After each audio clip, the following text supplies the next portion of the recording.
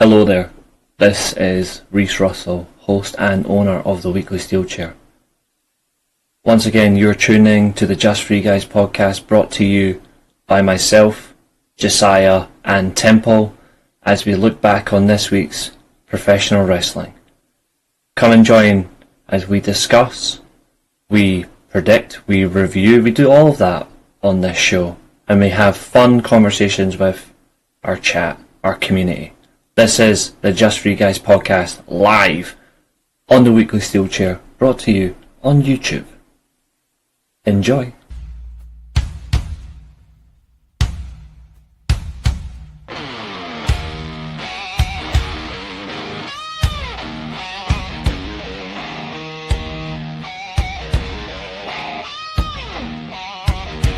Just three.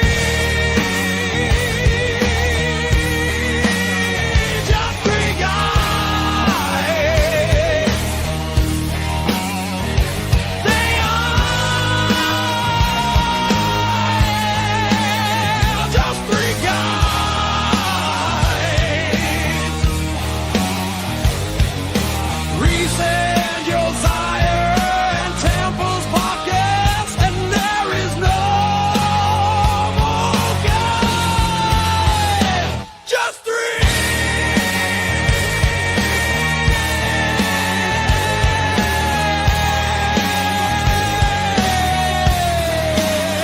Just three guys. Go.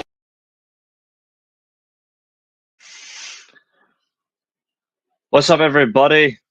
Just For You Guys show. Everyone's tuned in, obviously, and of course, one of the two is backstage, so bringing one in now. Bringing How's in it going, Temple. guys? We're gonna... Don't punish the punctual. I mean, I'm on time. You can't blame me for that. I'm on time. It's good to see everybody. What is going on with you today, Fernando? I knew you were going to make up some excuse, like, what are you giving for the World Championship change? All right, here's one for you then, and this is just to you. Where's the excuse when I gave you a fair answer? Like, I'll talk about that one. I'll give an honest opinion. That's what I'm we do gonna give- here. We don't sugarcoat anything. Like, I think your comment's fair. Taking the world title from Hangman, who's in his prime, put on almost 50-year-old Samoa Joe makes no sense. Well, it does. We'll get into There is actually a way to prove it, and the only one who takes excuse to it is somebody who cannot give you a logical reason. I can give you that. That's different. Of course, we've got stream elements in the background. Thank you. Keeping tabs on the stream. Roy Sheen, hello. Glenn, good to see you. Well, he did get. To be fair, he did get punished for it. He got smashed on the steel chair last night. Temple. He got royally smashed by Josiah, 2 straight falls. James Chester in the chat, of course. Fernando, good seeing you all. Again, if you've got your opinions, bring them in. It's a good laugh. End of the day, that's all it is on here. If you can't bring an opinion, you can't bring something to it, then what's the point? End of the day, football, like, it's same as like a sport, like for you guys, American football, or for Mexicans who actually believe in European football, which is superior. You've got other sports like that, combat sports, even pro wrestling. Everyone's got an opinion. Everyone's got that. It only becomes an excuse if nothing good comes from it. talking about the Samoa Joe and Hangman Page match. I was the only one who put Samoa Joe. And I've already told you why I didn't think of it. There's two On the different predictions- parallels. On the predictions, I said Samoa Joe would win. There's lots of parallels. You know what I mean? Like, when you think about what you can and what you can't have for a change or a position moving forward. For me, I understood why Samoa Joe won, but for me, was it necessary? Maybe, maybe not. But unlike some, I don't hate it. I don't hate it. We'll talk about it when we get into the portion of the review. We got a lot. Rate Samoa Joe out of 10. 10 is Bret Hart or Kurt Angle. 0 is the Brooklyn Brawler. Is that my question? That It's asked to you. I know I'd give him, but I'd give him a good 8. Mm-hmm. I give him a good 8 out of 10. 8 out of 10. Yeah, I would agree with that. I don't see any issue with that at all. I've got a really good conversation when we get into the middle of the show. I want your opinion. I want Josiah's. I want the chat's opinion as well. Well, I'm always honest, so. Yeah. I was a bit surprised Samoa Joe won, but I'm not upset about it, to be honest. That's a fair response, James. Fair response. 8 out of 10 is not bad. No, Samoa Joe is one of the greatest. Like, plain and simple, and he's in his best run since 2004 to 2009. Samoa Joe's in his best run of his career since that period. Like, this is a guy who was mistreated for 4 years, also was bad in TNA for 3 years out of his own pocket. Like, he was really poor himself. So best part of 7 years, Samoa Joe was a waste of space. He's been excellent for the past 2-3 years. And I'll take every opportunity I can to see the best out of Samoa Joe again. So apparently Josiah fell asleep between some matches. So his review tonight is going to be like half the show. well, he is watching PPE rugby, so sorry, NFL for American football fans. PPE rugby is what I call it. PP rugby. Yes, you'll see why when you figure it out. But I suppose we're here to review some things. You always got Catherine in the chat saying that. I'll let Catherine have that one. Catherine's probably had extra. Catherine probably went on the pro last night because Hangman lost. Since AEW came around, it's reignited Samoa Joe's career 100%. And thank fuck, someone appreciates Samoa Joe for who he is. A wrestler, not a coach, not a commentator. He's a wrestler. And plus all that bullshit about being 50-year-old, if you can still go, I don't have a problem. He's only one championship away from being an AEW Grand Slam champion, by the way. But that's a fact. Yeah, that talk about, oh, you're 50-odd-year-old. If you can still go at 50, then yeah, I'm not asked. I'm not bothered. Some inside info on Joe last night. Inside info, aye? What info is that? The Hangman's going to lose, aye? I'd love to hear this. I think I was the only one in the predictions, everyone, who chose Samoa Joe, which is mad. Mm-hmm. No, that's correct. There's a few other things, actually, that you... There's actually some very interesting predictions tonight from last night and results to go through. I've even tallied up your scores and ranked you in order.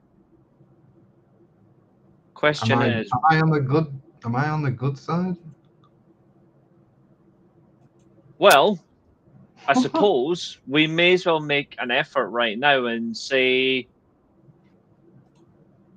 this. Oh, baby. There you go. Hey, Josiah, how do you like them apples? How do you like those apples, Josiah? The new weekly Steelchair World Predictions champion is, in fact, Temple. I check, double check, tried to screw him over, but he has actually become the predictions champion, and he wiped the floor with everybody. Like I'm not even gonna sugarcoat it. Like the only person that came close, and I'm being really honest here, the only person that came close to Temple last night was Zodiac. Well done, Zodiac. Good effort. Good effort. If you're in the chat, good effort. He'll show. Well done, Temple. I think we'll see a team disbanding soon. You can blame Josiah for that. He's asked. Josiah has asked for your tag team to split. I think as if the writing was already on the wall, but he asked for it. So I suppose before we look at the predictions, what everyone got right, what everyone got wrong, I'll show you exactly how well you did. So let's bring up because you've got two bloody live streams open, haven't you? Yeah, there's the portrait and there's the landscape. You keep tabs on. I've got the portrait one here, but I might switch to landscape because I don't like how portrait looks like on my PC. I'm switching to the landscape one. Yeah, no worries. Plus, that one's got Roy. That's got a few other chats in here as well, so I keep an eye on that one. There we go. So I'm over on this one. Which one Thanks, should I folks. go? Yeah, I'll go on. You take the portrait one for me, No, worries, mate. and Josiah will just take whenever he turns up, which will be fuck knows whenever because he's watching PP rugby. Now, like I say, scores. Let me just do this. And now I want to see no complaining. These are accurate.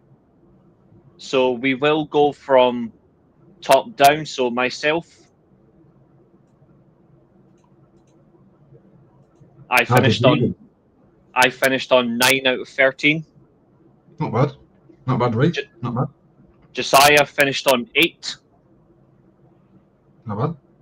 Zodiac finished on 10. Go on, Zodiac. Abul also on 8. James, you also got 8. Catherine has a word with Tony Khan. She got 6. Maria got 7. Fernando, you got 5. Roy Sheen, you did very well. You got 9. Well done, Roisin. So that's joint third place. Mm-hmm. Temple, of course, is the new champion with 11. Chester, 6 with Catherine. You know And what was then- funny, chat? You know what was funny, chat? And Mo finished on 8. Reece thought there was 14 matches. To be fair, one felt like 2, but you also were wrong as well, so you can't say much. What do you mean? Because you can't count either. Yeah, I said 13 matches, didn't I? No, but you still told me how many you got right, and I told you were wrong. And you still came at me. Oh yeah, I thought, and then you added another one because I was right anyway. Yeah. No, you disco donkey. You thought you changed one match, but you didn't. You only were allowed to change one match, and you changed it to Mercedes Moné, and she lost. Unfortunately. Well, it was the right call, but It was absolutely the right call. Thank fuck she didn't win last night. It would have been a horrible decision. But those are your predictions. That's exactly how everybody did. As you can see, was outraged by her choices. Although this one being the most obvious wasn't going to happen has cost 3 people. Don Callis family were never going to beat El Sky Team. It wasn't going to happen. yeah, people was moaning about Okada and Takeshita being on pre-show apparently, which was. I mean, yeah, it was a bad, confusing start to have those on the pre-show, but then to carry on into the main show, I did thought it was hilarious. But they can't do that every time though. Temple cheated. Well, Temple made his one match change that everyone was allowed, and he still got it wrong. So that is funny. Like that's almost like instant karma. I didn't Yep. cheat as well, Catherine. Yep, Kyle Riley is hurt and could miss time. I'll tell you who else is hurt and might decisions might come forward. Chris Statlander is hurt as well.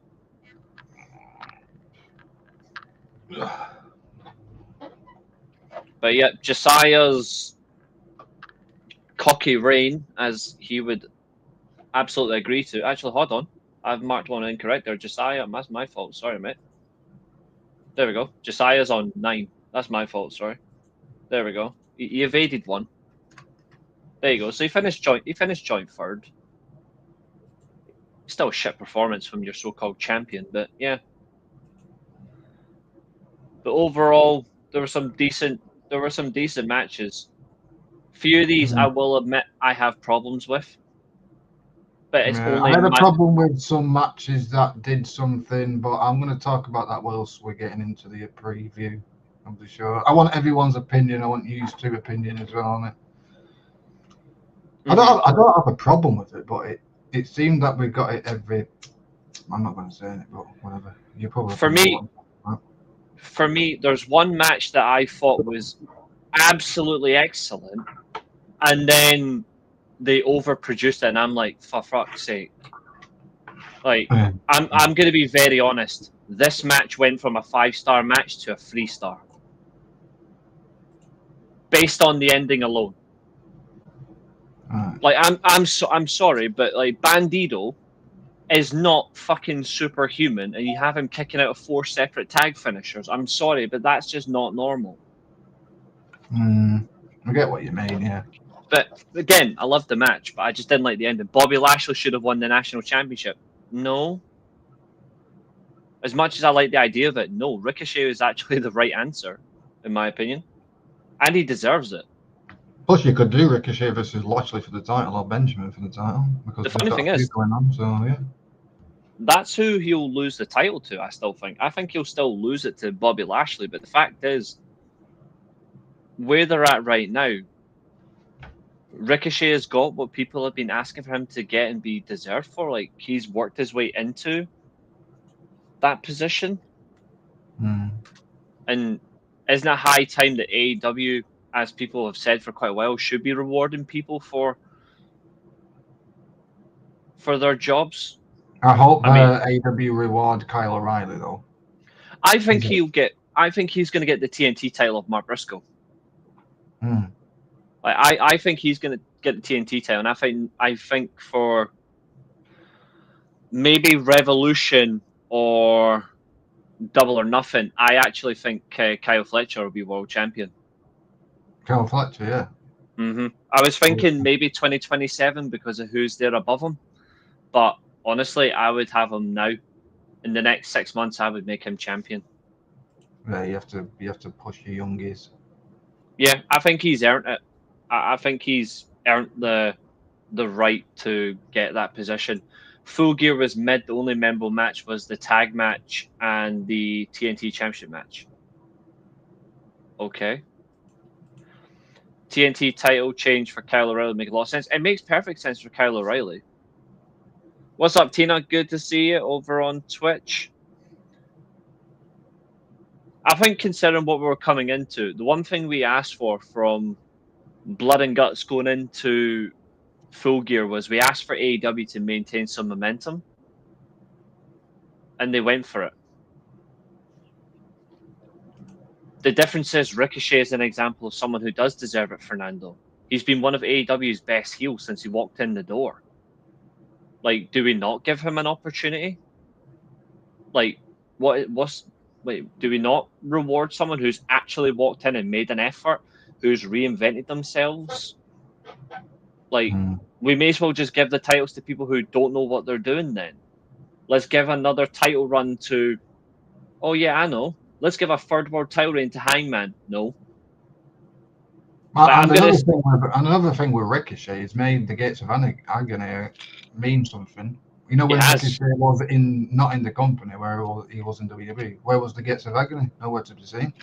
They weren't even getting on Ring of Honor. Like, they weren't even getting on it. Like, he's actually made them relevant. And you know what's good about this now? Here's another thing people are forgetting. Here's another thing that's good about Ricochet being the national champion. It means the Gates of Agony can go and win the tag titles, not the trios titles. So we can actually put them in a division where they're supposed to be. Yeah, I think the trios titles might change, you know. You might see something on Dynamite that people might hate, people might agree with. It's time to, well, it's kind of obvious that Hook's going to just take Samoa Joe's place. Yeah, Samoa Joe's going to go. There you go. There's my 1/3 of the trios title. There you go. Oh, absolutely. Like, what else is there? Like, there's no point Samoa Joe being a double champion. He isn't capable of doing that. I was actually freaking shocked with that outcome. Hook came in and turned. I thought it was going to be bum-ass Kingston. Just from the way it was steaming up to it, it looked like it was going to be Kingston, but I'm just not sure about Hook. I'm maintaining consistency. I'm just not sure about Hook. I don't like Hangman. I don't like Hangman as much, but I like him as a chaser. I think he's the right choice to be as a chaser. Yeah, I have always said that about Hangman. He's a better chaser than keeping the belt. Yeah, but in terms of stuff like that. Yeah, and the funny thing is last night upon his return, Swerve Strickland has already proven one thing that makes him a clear difference to being a champion than Hangman. We'll get to that later on. Although Yeah, Josiah that better was hurry. a very good ending. Get your arse on stream. And yes, he is an idiot. I agree. But get your arse on stream. Stop watching Pussy Rugby. PPE rugby. No, PPE Rugby. Then. Get your ass on stream. But we are going to go through it. We are going to go. To be fair, we're actually. I just wanted to wind up Josiah. That's why we did the predictions for the pre-show. We're only going to discuss one match, Right. and that was the trios match. That's the only one we're going to discuss. Mm. And that match was actually perfect in terms of timing. Story. People said that AEW don't tell stories. There was a fucking story in that match. Mm-hmm.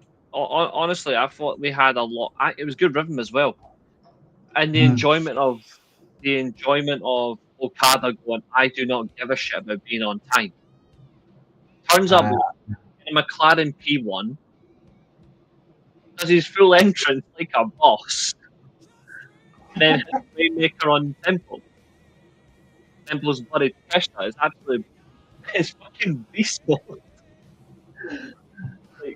Yeah, Okada and Takeshi is going to be good. It's been a good story, really. I really enjoyed it. Okada being a fucking asshole. Yeah, this is the same guy that people say Okada's not locked in. He doesn't care. I'm like, what are you smoking? Yeah. Like, I'm sorry, but if you don't think Okada's taking this seriously or he's not locked in, then I cannot understand at all. I just want Takeshi to. I know it's going to be funny because Takeshi's just going to blow the gasket and he's going to absolutely kick the shit out of Okada, isn't he? Okada's going to push him to the point where Takeshi's going to be like, if you do that again, I'm going to kick the shit out of you. Oh, he'll snap. Yeah, he'll snap. Takeshita's going to snap, but I don't think he realizes what type of a fight Takeshita's in for. Mm. Like, if he snapped at somebody else, he has a bit of a chance. It's going to be good that because Okada's going to put over Takeshita, I think. I want him to. I think he should do. I think he wants to, I think when he drops the IWGP World Title, I think Okada will then put over Takeshita. Like, I think they will work them in that right way. They won't force those two. Like, they won't force it to dismantle it. They'll actually take its time. I think it'll be the Continental Classic final. Mm. But I think the best way to piss off Takeshita is if Okada beats Takeshita in the Continental Classic final. And then after that, that's when Takeshita goes, right, I've had enough. Like, I've just had, sportsmanship is out the window. Now I'm just going to humiliate you. Yeah, Takeshita babyface and leaves the Don Callis family, right? I hope it's Revolution. I would like it to be the first pay-per-view for 2026. Takeshita versus Okada at Revolution. Mm-hmm. And that would be an insanely good match. It would get the crowd on board. And there's AEW World's End, there's a Continental Classic final, so you'll get Okada and Takeshita final there, right? Because the Continental Classic's there, isn't it? Yeah, it'll be the final there. And I'm hoping to make it better. Okada has to win the first match. Mm. Like, he has to. It makes more sense for me. But if Takeshita does win, I'm not entirely against it. But I feel like it's going to be such a special feud. Hope the final will be for the title as well, won't it? Obviously. It's for the Continental Classic title. Not the unified title, it's for the other one. Like, part of the actual championship. To be fair, it doesn't make any sense if that's the case, though, but that's what they're doing. Mm. And funnily enough, I was partially right about one of the outcomes last night, which I'm quite happy with.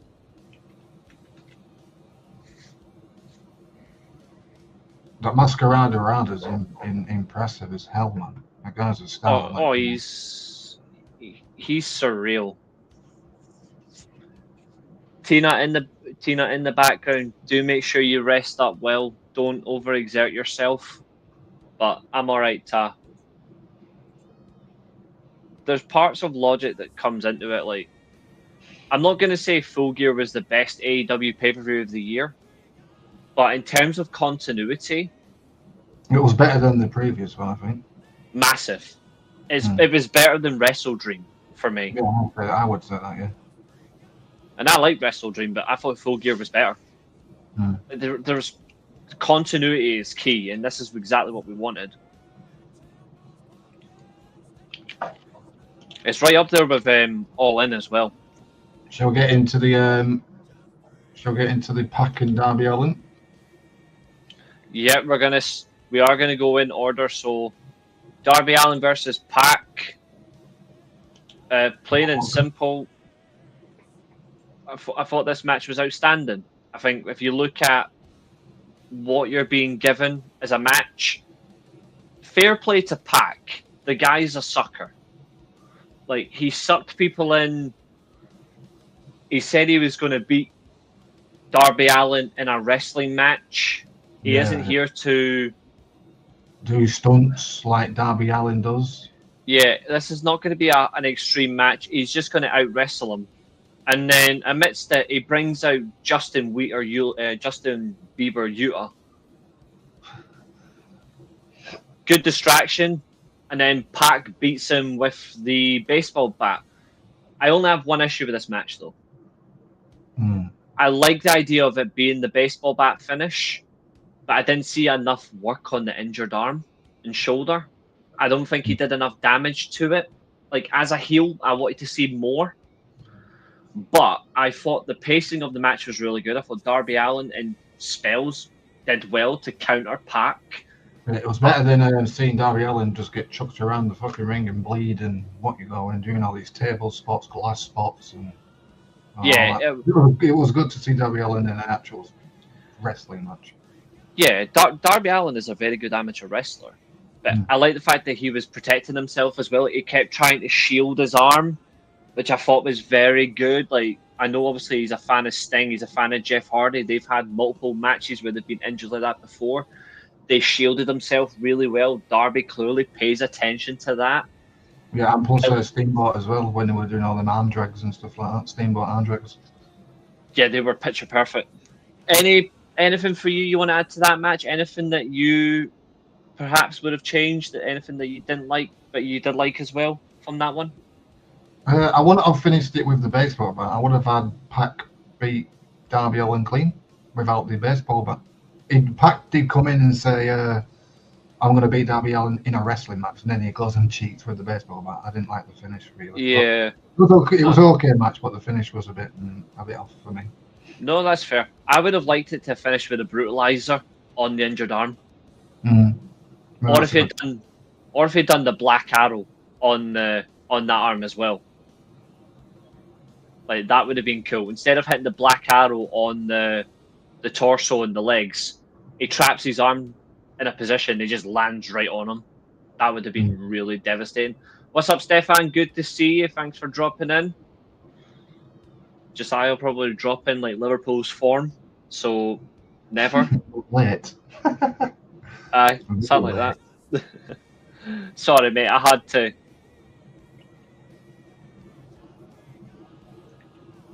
I don't know where he is.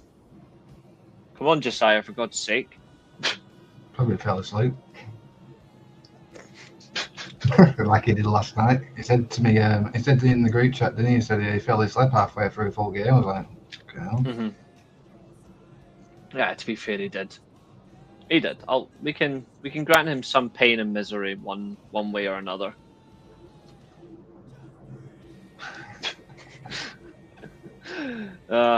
It was a good win for Pac, though. So a good win. Good win for Pac. It was. It certainly was indeed a good win for Pac. And speaking of good wins, but was it the right result? The Fatal 4-Way Women's Tag Match, the winner decides their stipulation for the semi-finals. The Babes of Wrath, in my opinion, didn't win the match, but I actually thought they were the more glued-in team. I thought Mina Shirakawa and Timeless Tony Storm actually did well to win the match. I still insist. That's all right, Stefan. You can catch up on it. I still think, me personally, it should have been a heel tag team winning. I don't think the babyfaces should go into a match picking a stipulation. Yeah. So I personally think the Sisters of Sin or Penelope Ford and Megan Bain should have won this. I've got a problem with this match. I'm gonna put out my own opinion. You can agree, you can disagree. Same with the chat as well, and just say if you can, if you're still awake. Hang on, wait a minute. Oh, Reece, you're a twat. Carry on talking. I've just realised something. I am a fucking idiot. I've gave people points that they didn't deserve. Yeah, And that, this match, yeah. Still won though. that includes you. Like I gave I know. you an extra point. I've just noticed it. So you finish on 10. There you go. I fixed it now.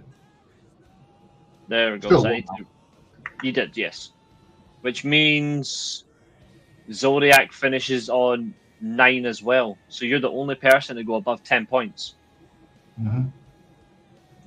So I've had to drop everyone up. I've had to drop points off people. I've only just noticed it now. So 1, 2, 3, 4, 5, 6, 7, 8, 9. All right, so dropping from here. I don't know why this match even happened. I'll put my opinion in a second while she finishes this. Yeah, I know, James. I've got it in the background on my phone. Marina Shafir actually, that is what she does though. She works on a slow pace. And then it gets She's a bit not- quicker within the match. So No, she's not a fast wrestler. don't forget So I she's actually am a happy. martial arts expert, and she technically was from USC, so she's going to obviously use the slow pace in the match, isn't she? So. Yes, exactly. I've got I'm no gonna issue with it. My opinion on this match shouldn't have happened on the pay-per-view. Mm-hmm. I think this match agree. should have got cancelled. It shouldn't even happen. I don't get right. A fatal four-way with all the semi-finals. The winner picks a stipulation in a tournament match, which I don't get. A bit. It just baffles me head. Four-way match with the semi-finals in a tournament match. Winner picks a stipulation for a tournament match, which just baffles my head. I mean, it makes sense for a match to have a stipulation. Like, I get it. In it though, it's in a tournament, which is a tag match. Yeah, that's fine. Like, I don't have an issue with that. But what I would do is I would tweak things a little bit. I wouldn't have like a. I don't even get why they wanted to add a stipulation to the semi-final match whoever won though. It's a tournament match. I bet they're going to put a stipulation like a hardcore match or something stupid. It's just to make it a bit more competitive, I think. I think they should just do a tornado if they want to pick a stipulation. If they want to pick a stipulation, just do tornado with no weapons. Because I don't want any more weapons. Just do a tornado tag or something. But that's my opinion about the match. The match should have never happened, and it's a tournament. It's a tournament. We could have had these semi-final matches on the card instead of the four-way. But I agree. There we go. I'm just correcting the scores. I gave everyone an extra point by accident, so you've all been demoted. Wait, hang on, that can't. What? 3. nobody cares about women's wrestling. There we go. Cats on one. Maria actually deducted a point of view by accident, but I fixed that.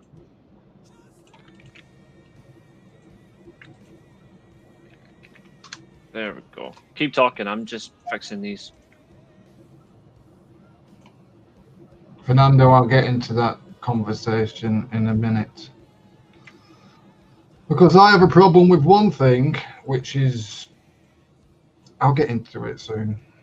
Just keep going. I'll get into it on the Kyle O'Reilly and Mark Briscoe match.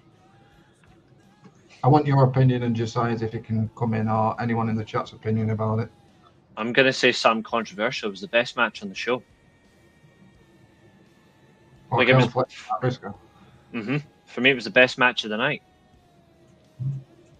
And it lived up to the fact that it was the longest match on the card, and rightly so. 1,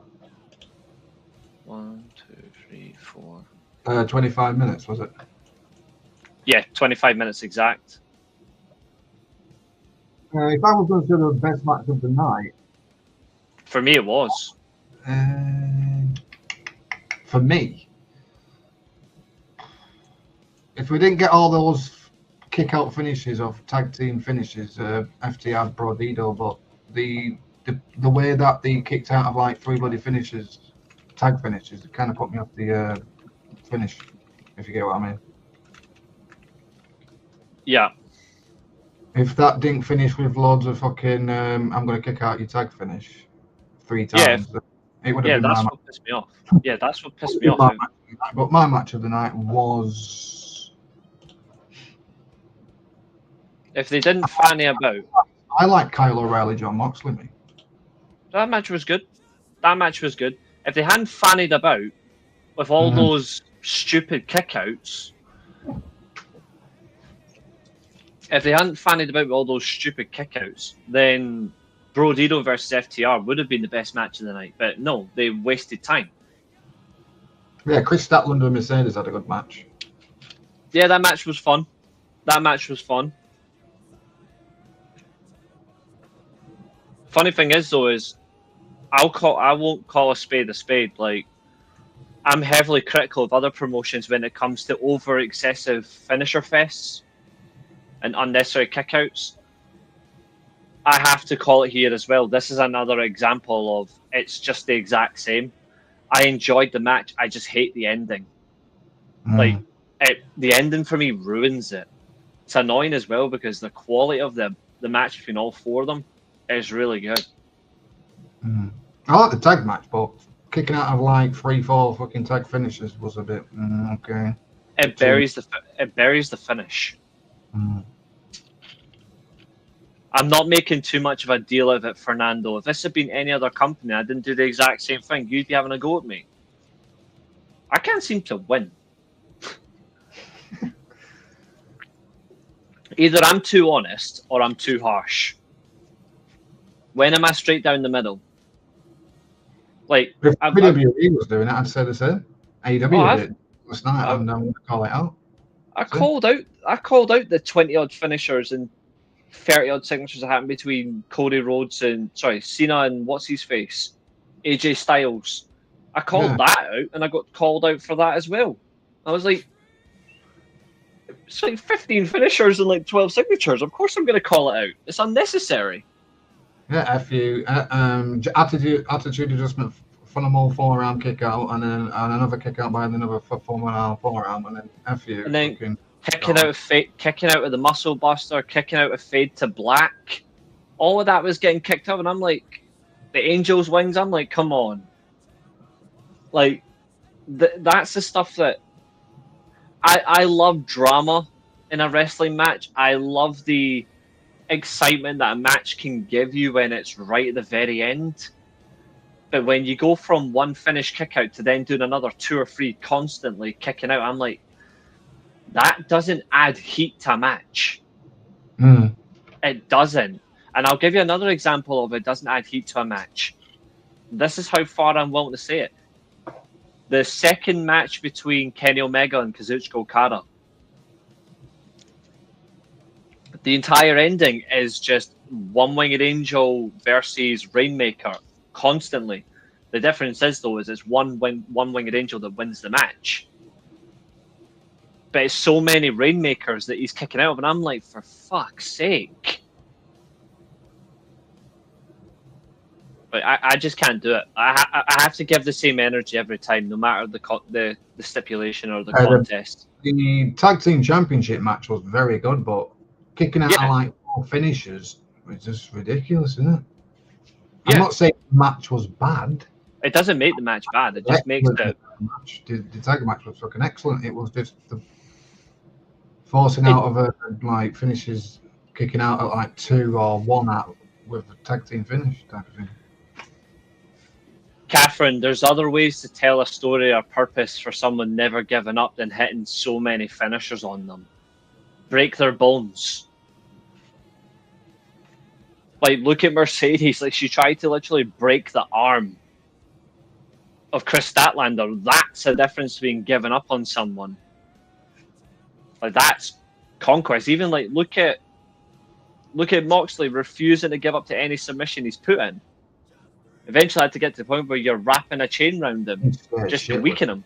Aye. Let's get into the John Mock. Is that the next match? On the None. Yes. No, it's the next one's Ricochet versus, Ricochet winning the gauntlet by pinning Kevin Knight.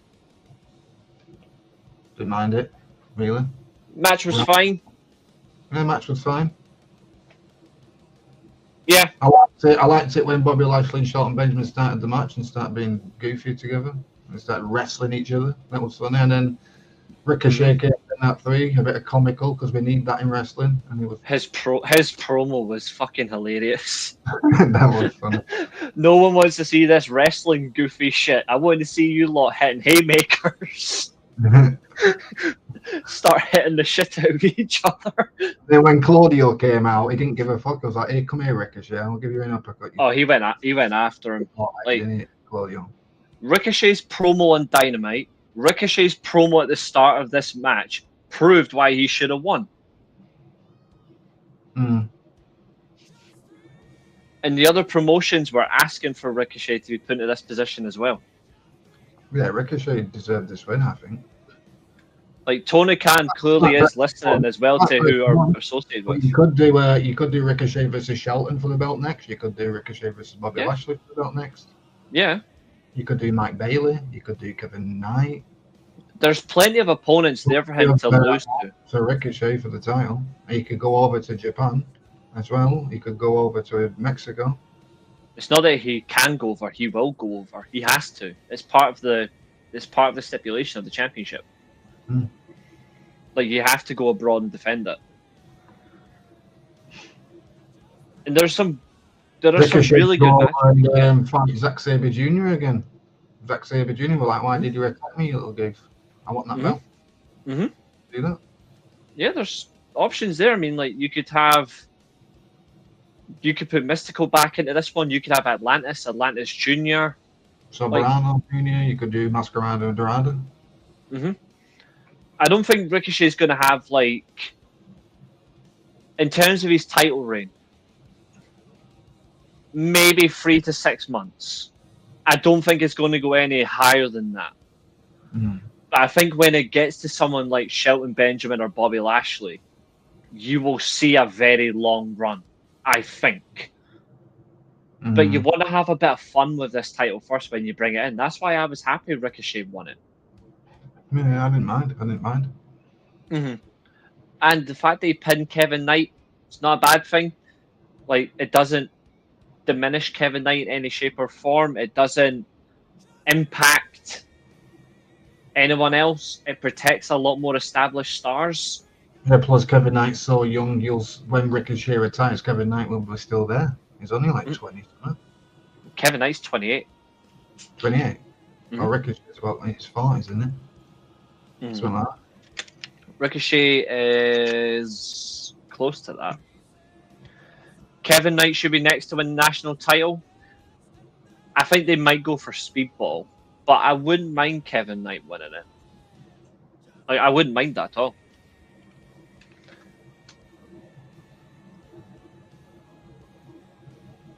When Claudio Castagnoli came in the ring, I was like, "Oh shit, here's your winner. He's coming in and absolutely destroying everyone."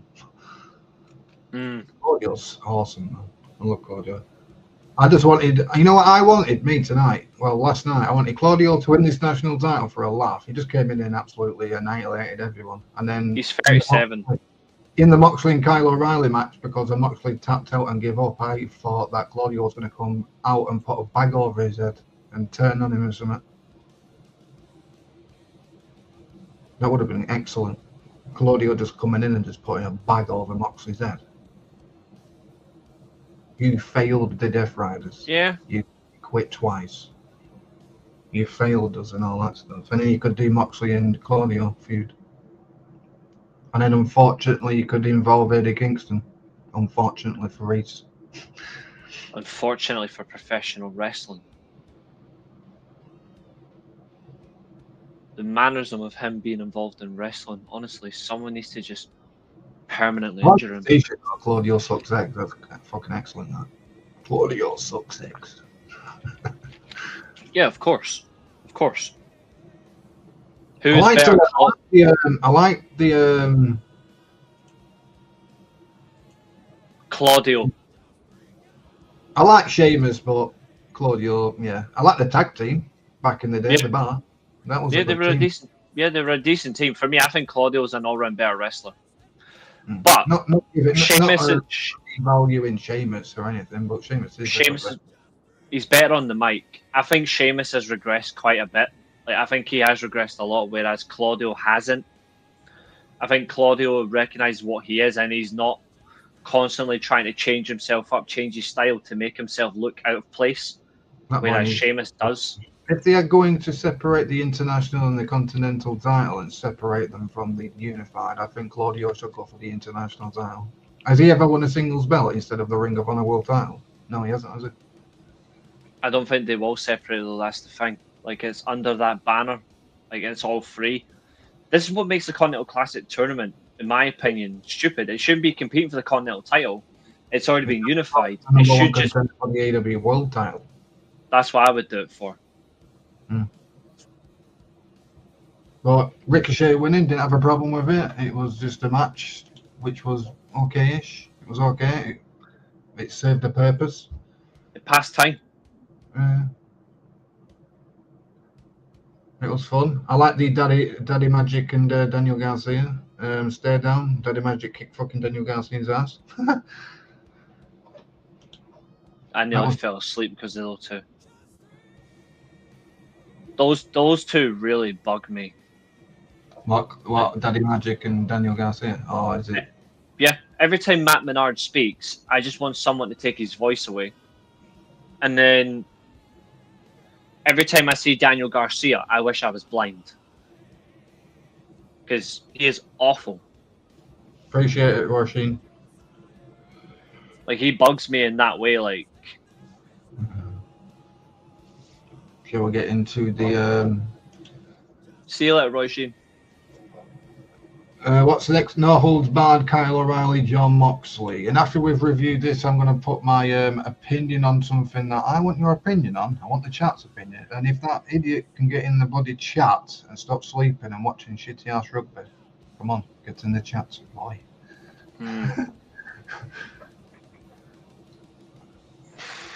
Go on then, you can have this one then. Alright.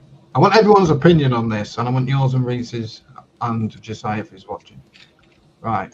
What's everyone's opinion about blood in AEW? Do you think they do it a bit too much, or do you not mind? I've always said about blood, for me, blood has a purpose in wrestling, and when used to its purpose, it's an absolute brilliant elevation of a match. Right. What about the chat? Do you like the blood in AEW, or do you think it's a bit too much? Do you think it needs to be toned down a bit? Because me personally, if it's a no holds barred or a like Kyle O'Reilly and Moxley, I'm wanting blood in a no holds barred match, aren't you? Mm-hmm. Guaranteed blood in a no holds barred. Right? It's purpose. It's like I say, it's purpose for me. It's purpose built. And the no disqualification, you're obviously wanting blood in that match, aren't you? Yes. And the main event of a cage, you're wanting blood in that match, aren't you? Yes. So in a singles match, would you want blood? No. In a normal match? Standard? No. So why are people online moaning about singles matches being in blood? Or there's too much blood? It's a no disqualification cage and no holds barred match. You're going to get blood in those three matches. I think it's just those are the elements of.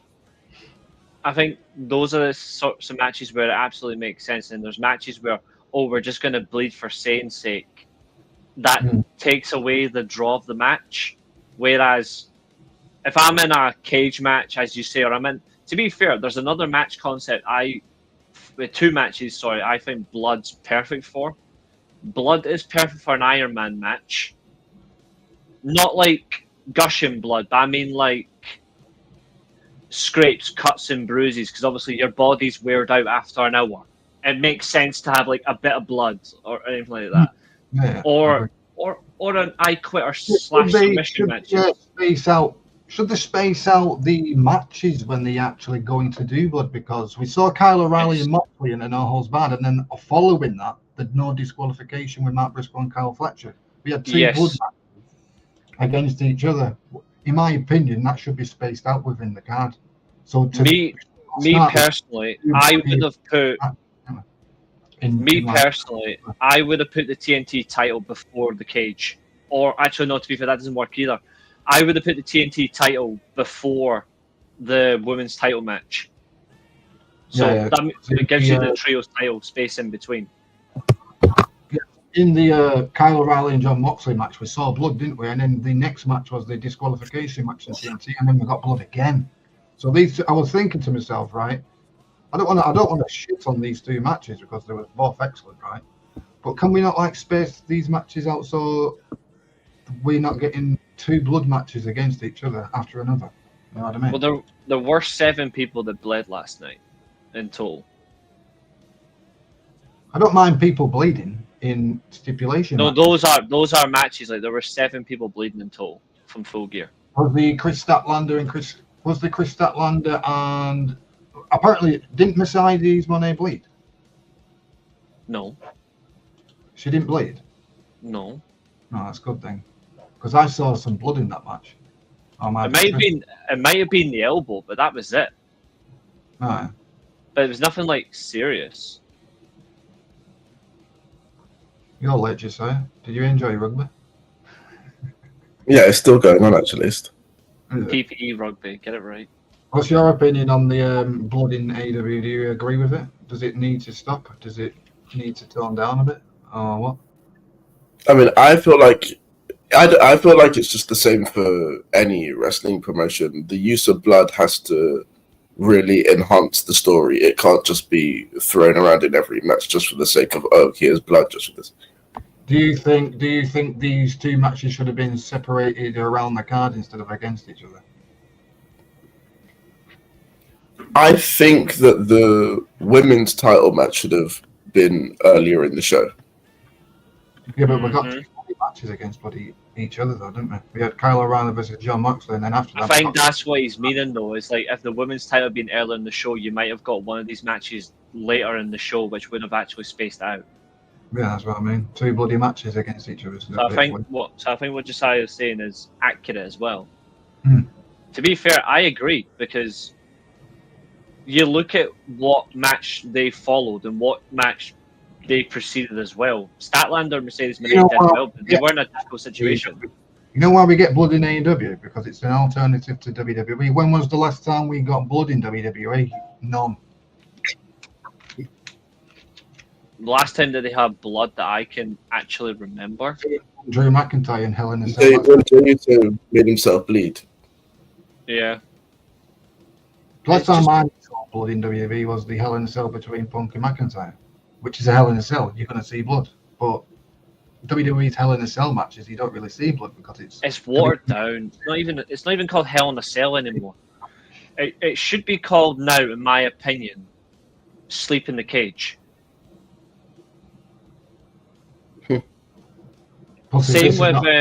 Same with what's his face. The elimination chamber now is the biggest pussy match in wrestling. That used to be barbaric. Now it's literally just, let's all play. It's an absolute shithole.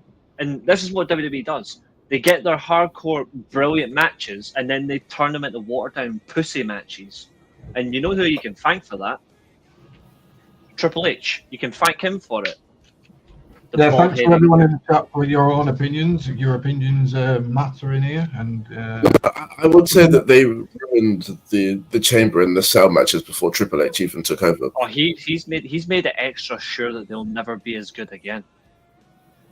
He's made it extra careful. I hate that. Like, imagine you've got you call it the elimination chamber. You got to beat the shit out of someone to get rid of them, and then what do we do? Oh yeah, just have a wrestling match. No, Yeah, the Elimination Chamber structure's well changed since it came in, because in the 2003, 2002, about at least what? Up until 20, you're looking to about 2014, 15. It's been Yeah, down the ever since. Elimination Chamber is not brutal like it used to be. It's fucking garbage. It is awful, but That's my opinion about the two matches being against each other and blood after blood. The two matches are just been spaced out of it. And I understood the need for it. I didn't mind it. I've got too much blood in the AEW. It's because we don't see it in WWE. That's why I call AEW. It's called the alternative. It actually filled up the reality of the show. It made the show alive as well. Like, there's a tone to it that's consistent throughout. And in the main event, did you see Joe? He was gushing bad. A genuine fact, Samoa Joe has got everything that a performance center wrestler will never have. Psychology, timing, understanding of the business, and a proper work ethic. No one that's come out of that performance center will ever have the career or be on the level of Samoa Joe. Ever. In their life. So the Kyle O'Reilly and John Moxley match was, in my opinion, was I liked the match. I think it was the match of the night for me. Plus Kyle O'Reilly tapping John Moxley out again twice. Mm-hmm. I think we should get a really good match after that. Yeah, I thought it was. Probably TNT Championship maybe against Matt Briscoe or something. I don't know. Well, they're both in the same fight. That doesn't really make sense. Then. Yeah. Could be like a. Maybe he could go for the national title now that Ricochet's got that. Yeah. What's wrong with two friends just slugging it out for a title? Well, judging by what happened last night, is one got their ass kicked. Yeah. I won't mind Kyle O'Reilly versus Matt Briscoe. Just two friends kicking the shit out of each other with mutual respect. I'm not bothered about that one. I like that one. Swerve is better than him now, Fernando. The national title is probably going to be with, like, I don't know, Ricochet, Shelton, Bobby Lashley, Mike Bailey, Kevin Knight type of guys. It'll be the same people feuding for the national title. There's AEW, which isn't helpful. Then all these guys will probably go to CMLL or New Japan. Hopefully they will, because that's what the fucking title says. So if they don't do that, they will. It's obligated. It's an obligation. They have to. Yeah, but they said that about the international title. I thought, fuck it, this is a scheme thing. Well, Takeshi defended it. Yeah, at Wrestle Kingdom last year. Yeah, he won the never belt and half each year, I think it was. Pulisic is a baller. That's all I'm gonna say. Anything else you want to talk about the Kyle O'Reilly match? Yeah, the Moxley fans need to get a grip over the whole "you tapped out" thing. It's just something that happens, and they need to get over it. I agree. That actually was depressing. Just listen to them. It's depressing. You tapped out chant. Do you know what a chant that pisses me off? The what chant? We want tables chant. The shitty yeet chant. It's a fucking annoying. These are the fans that should be neutralized from wrestling. The we want the tables chant's annoying. The this is awesome chant is crap as well. They fight forever. That chant as well is embarrassing. That chant's embarrassing. Kyle versus Samoa Joe, won't mind that. Yeah, I wouldn't mind that either. If they're going to push Kyle O'Reilly to that, then I won't mind. He did beat John Moxley, the ace of AEW, and he tapped him out twice, so I'd definitely give him a title shot. So, we'll see. I'm actually interested to see who Joe's first opponent will be, because I'm not convinced that it's going to be Swerve. I don't either. Don't forget World's End's coming on. MJF is going to come out and say, "Yeah, dickhead, I want that shot." What I said on the predictions. That's if he goes for it. That's the thing. But that's the only difference. That's the only thing. Samoa Joe to win. No one's like, "Oh, Hangman's going to retain." I was like, Samoa Joe's going to win. MJF's going to come out on a Dynamite and say, "I want Samoa Joe at World's End." There's no guarantee that MJF beats Samoa Joe as well, though. Yeah, but it's a year long 2 years. 2 years. 2 years. 2 You years. don't have stories. Yeah, Joe's it's 2 years though. Now, last year's World End, MJF was champion. Samoa Joe beat MJF this year. Joe's the champ. MJF comes in and wins the title of Joe. 1 year in the making for storyline. But people online It was 2 years ago. It wasn't last year. It was 2 years ago. No.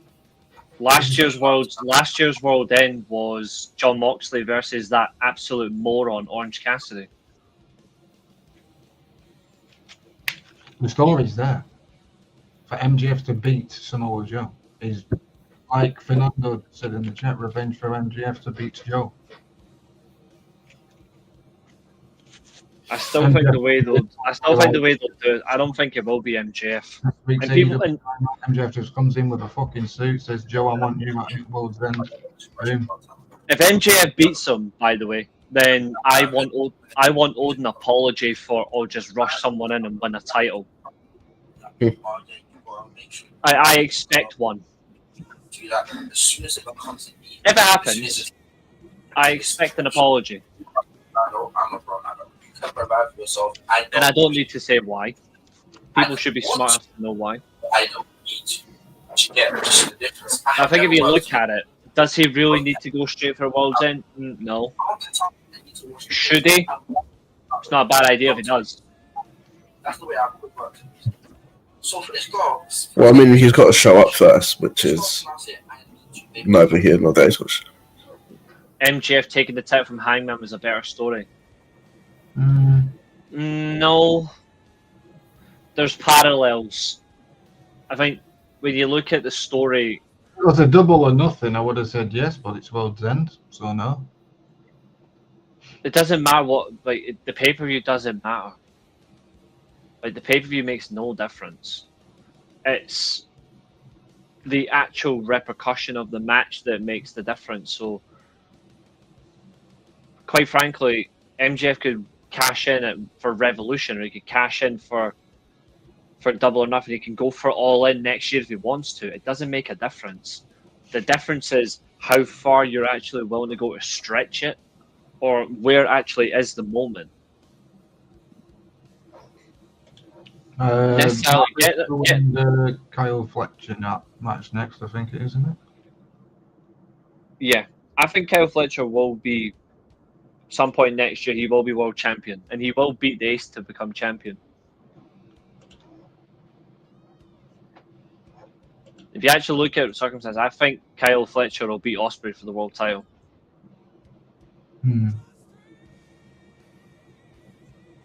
I don't think he's going to get a long run. People are thinking, well, Ospreay's going to get a long title reign when he eventually gets it. I don't. He's another one. He's a better chaser than he is champion. And his IWGP world title run proved it. Alright, I'm going to say this. Hangman's a better chaser. Joe's a better person to put somebody over when he has a belt. When Joe has a belt, he likes to put somebody over. Joe makes the title feel right. With like, what, 2 defenses over his belt. He just likes to put people over, Joe. That's why I keep saying MJF is coming in, calling his shot at World's End like a year in advance, because the last time Joe and MJF was against each other was at World's End. It was 2 years ago. 2 years ago in the making, and people say online that AEW don't create stars or don't create stories. There's your 2 year in advance freaking storyline. MJF finally conquers Samoa Joe. I actually think the better story is MJF doesn't conquer Samoa Joe. It's a better story. Failing to beat that one person, but you have to go a different way to win the title, is still an effective means to becoming champion. Quite frankly, me personally, MJF, every time he faces Samoa Joe, he should lose. is actually much more effective for someone. It actually benefits. And I can give you a perfect example of someone who kept losing the same opponent and became better than what they are. Actually, there's a very obvious example of the best out there. Fucking hell, he's dropped again. It's on that Burger King Wi-Fi. Yep. Burger King Wi-Fi. But look at Hangman's title reign. How is that annoying when it's shown? Yeah, Hangman's better than chasing the title than defending it. It's not a bad thing. There's better people that are better being a champion. Like, look at, I'm actually you're someone who literally said they were a better chaser than they were a champion. Taker said he was a better chaser than he was a champion. Sting said in an interview, "I'm a better chaser than I am a champion." Like, there's just some people who just love the One thrill person of in WWE who's technically like Hangman, and some people in this chat doesn't like him, which is ridiculous. Well, it's your own opinion. Same with Reece. I don't think he likes him, but it's his own opinion. But what about Sami Zayn as a good? He's a good chaser. Chaser, yeah. As a champion, hell no. Yeah, that's what I mean. What Sami Zayn is, a chaser. Same thing for Hangman. There's always great wrestlers that are great one way. I'm actually going to say something as well, and this is actually something for me I'm a shock to say. The Rock was a better chaser than he was champion. And I'm a big Rock fan. I'm a big Rock fan. Bret Hart was brilliant at being a chaser and champion though. Because Bret Hart had the mentality to be a good champion and a good chaser. To be fair, seeing circumstance, Randy Savage was a good chaser and a good champion. Ric Flair was a great champion and chaser. Like, there's some wrestlers that are good at doing both, and there's some that are better at one or the other. So that he's the greatest ever chaser, isn't he? I mean, Kurt Angle, AJ, they were great on both sides. AJ for the first, when it was just the NWA title for TNA, AJ held it when he chased that WWE title. Yeah, AJ held the NWA title 4 times, I think. Matt Briscoe's a good chaser as well. He might lose that title like that. Yeah, making my point though. Like, AJ held it 4 times. He didn't get long runs, but he had some decent defenses. But he always got the right moment to pass on. But when he eventually became more experienced, more older, more seasoned, he became a brilliant champion and chaser. But So there's some who can do that. So we talk about Mark Briscoe and Kyle Fletcher. No disqualification. Had Briscoe lost, he would have joined the Don Callis NWO family. The Don Callis family. Ric Flair when he had to chase the title from Dusty, when he had to chase it from Harley Race, when he had to chase it from Sting the first time, and when he had to chase it from Vader, and then to be fair, he was chasing Hogan a few times, and then he had to chase it from who was the other one? Oh yeah, Steamboat.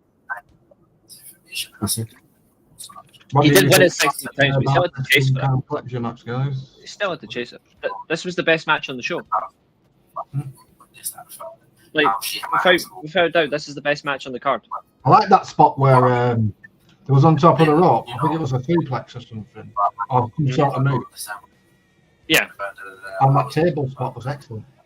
I've never seen that in my life. I thought they were quite brave in this match. I was like, what the hell? I've never seen that in my life. Like, the reason why I say that is because they were going to do a brainbuster on a screwdriver. Yeah, I was like I was wincing. Me, I was like, oh no, don't do that for fuck's sake. There's limits to how far you can go, and I'm sorry, but an exposed screwdriver to do a brainbuster is honestly mental. Like, it's mental. Yeah. But the match was exciting. And to be fair, Maria, that is your opinion. I like Statlander versus Mercedes. It was a very good match. The fundamentals in that sound. I forgot to change my. I changed my bloody opinion. You know when you say you could change a match, should have never done it. Yeah, Still you won. changed. Yeah, you changed it and At last minute. dropped the point. You fud. It's all right, Josiah. You could probably win the title next month. I'll look after it for you. Yeah, I'll look after the same way I looked after the tag teams.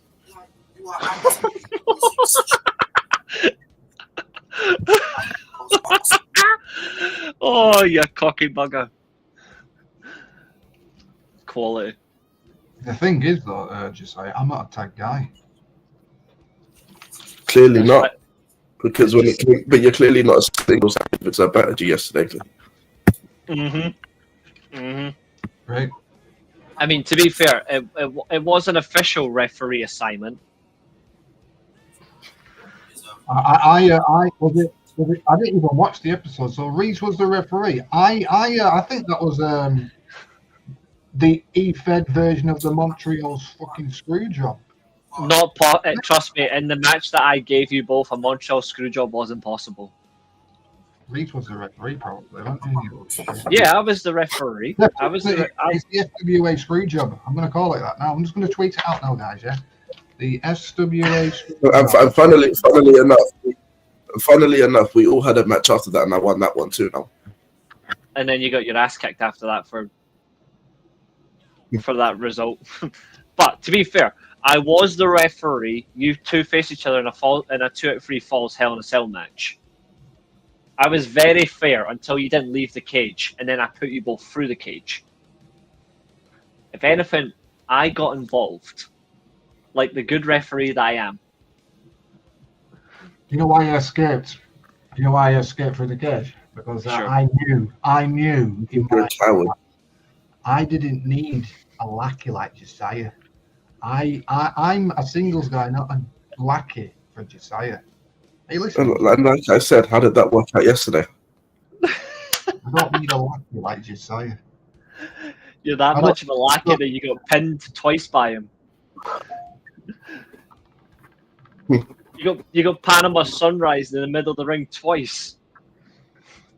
Like I said, I smell a screw job. There was no screw job. James is my witness. It's it. Nah, James is my witness. There was no screw job. Mate, fucking was. You're the referee. It's a bit sus, that, bruv.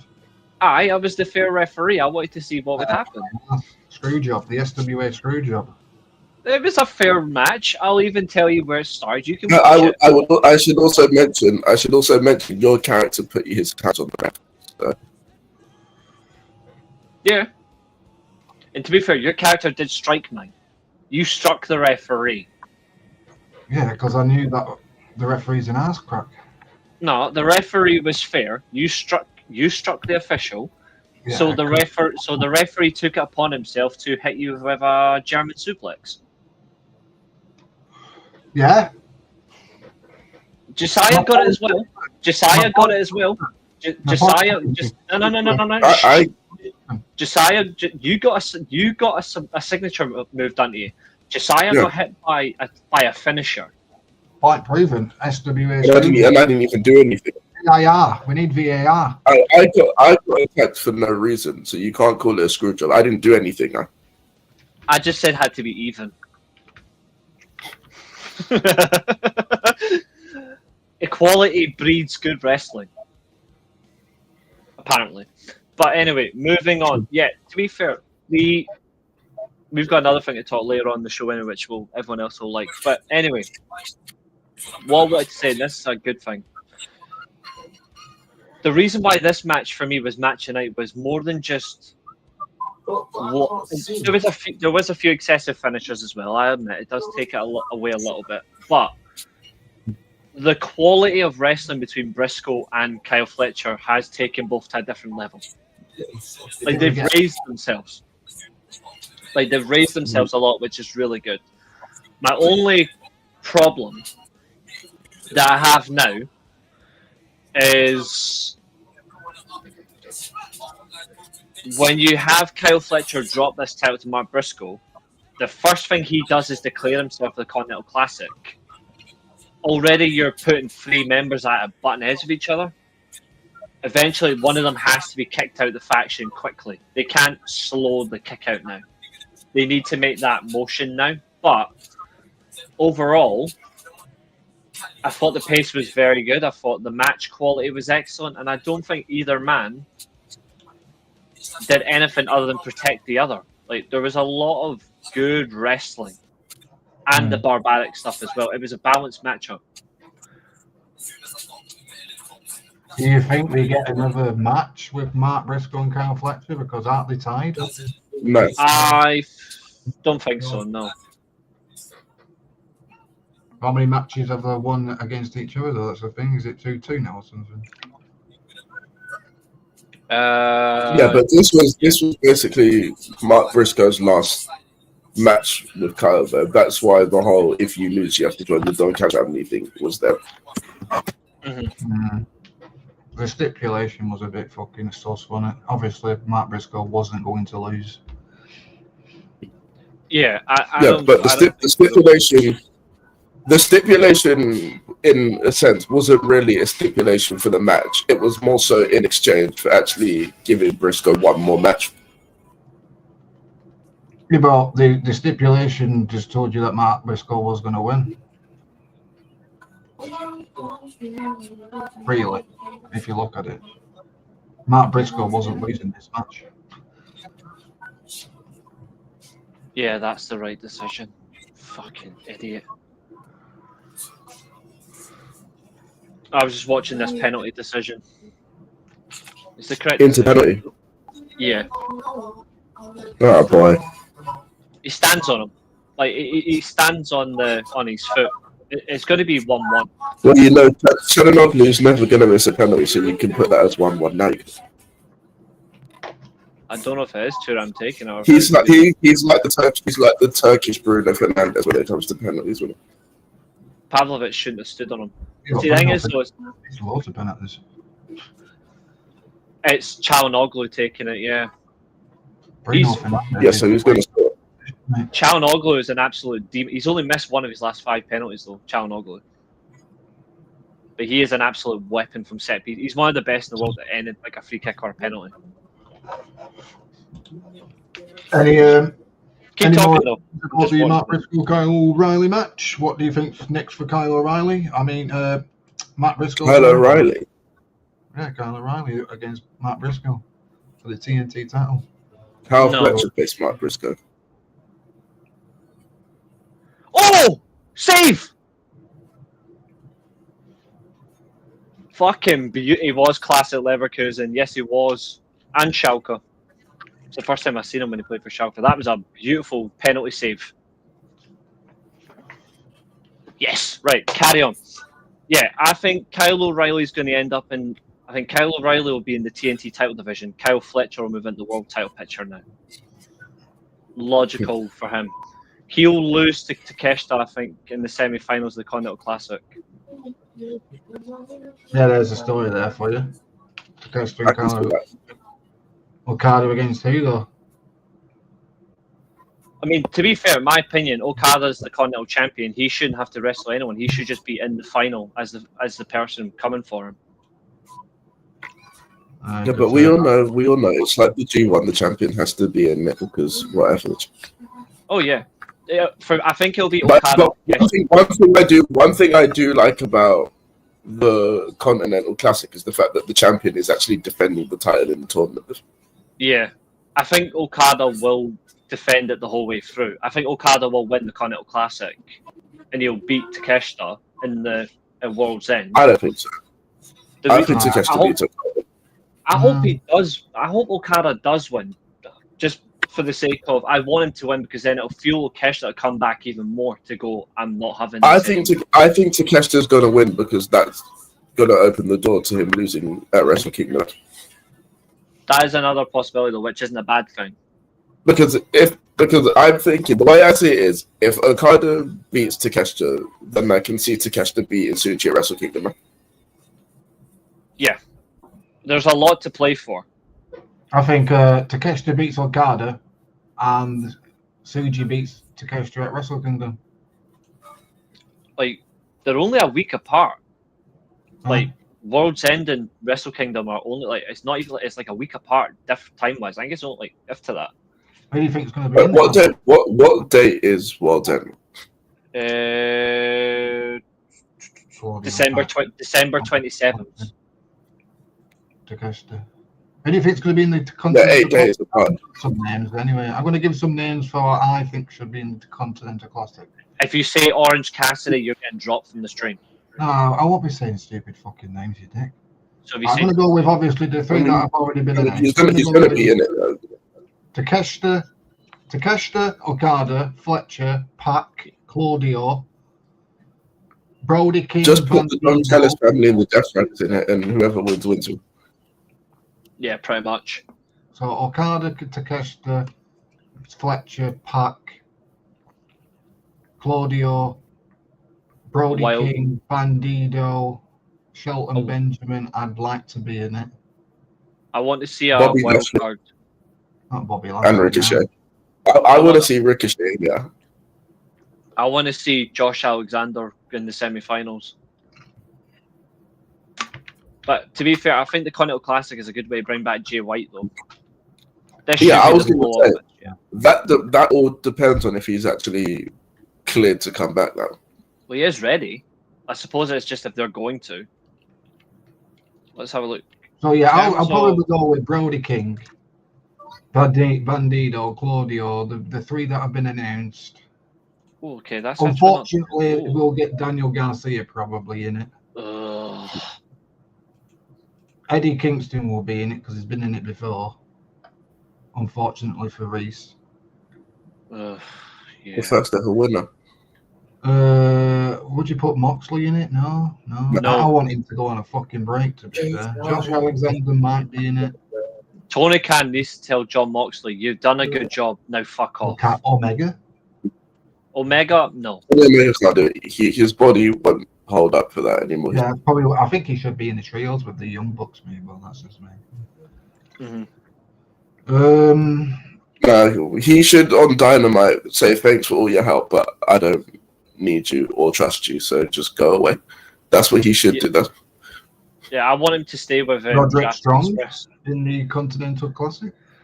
Roddy Strong in the tournament is perfect. I'm happy with Roddy Strong in it. Really useless.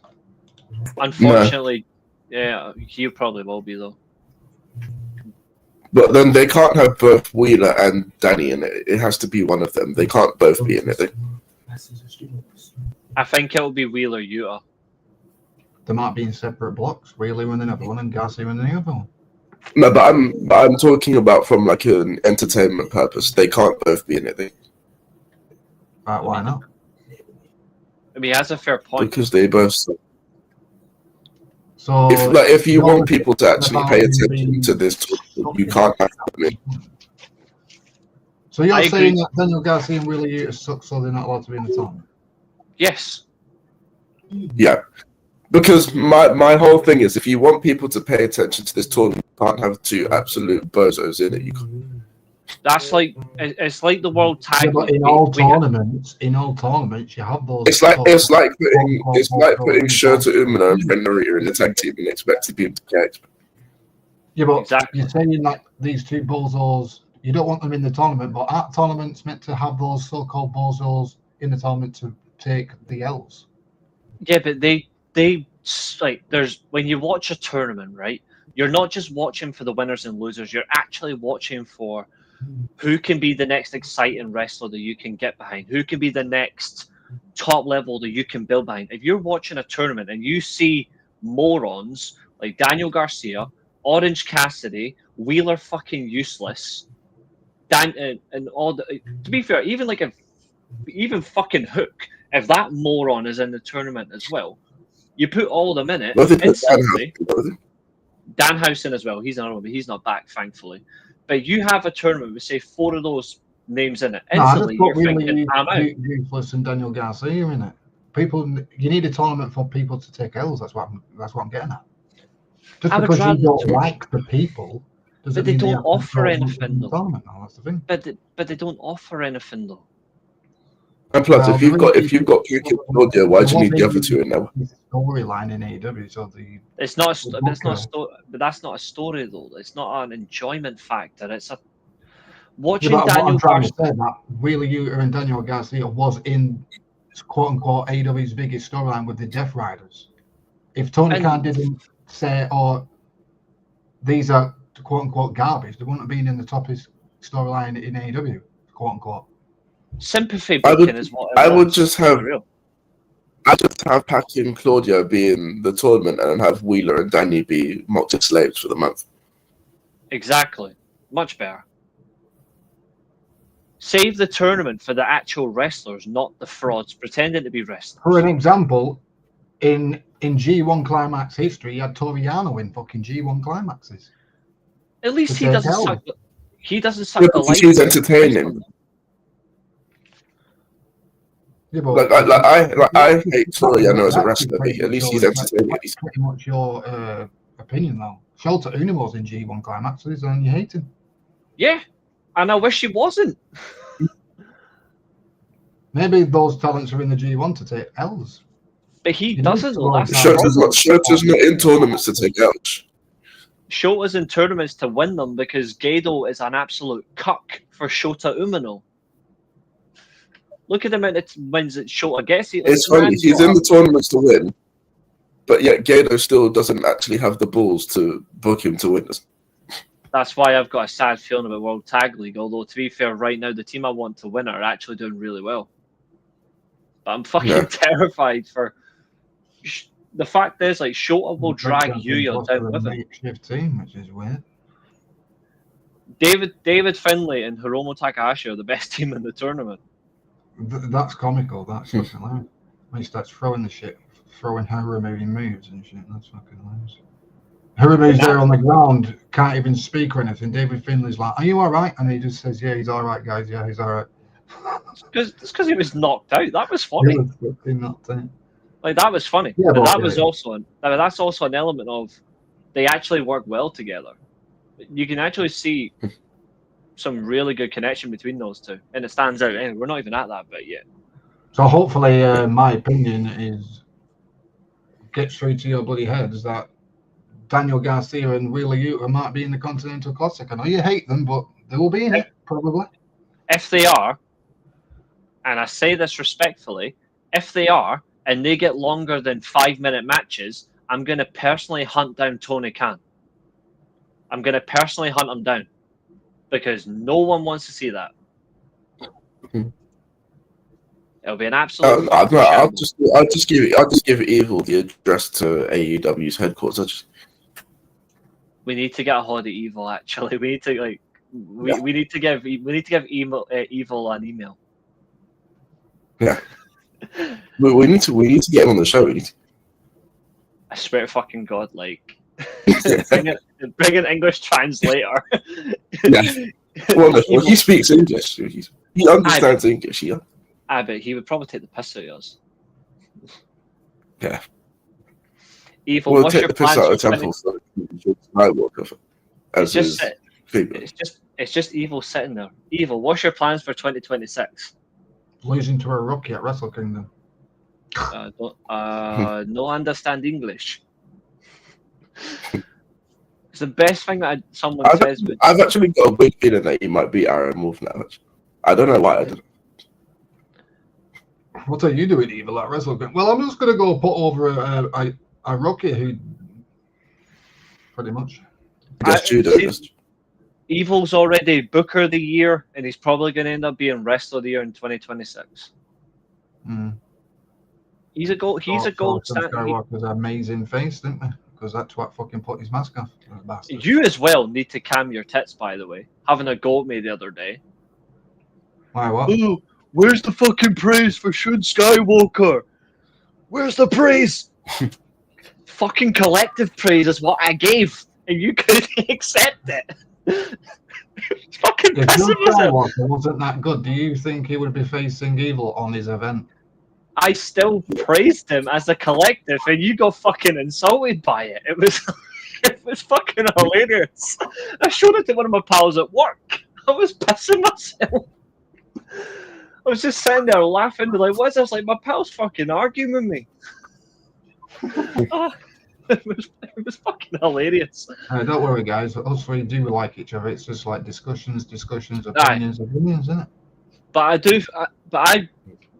I do agree with what you said at the end of the point, though, where it's like, oh, people are ignoring them. I was like, well, if you actually look at it, I didn't. I said I praised them as a collective, but I praised Evil singularly as well because it was his event. He booked it. You have to give him singular praise, but as a collective, everybody on that show was phenomenal. Like, quick, someone in the chat tell Catherine that the Chiefs won. She'll get a kick out of that. You're praised, Josiah.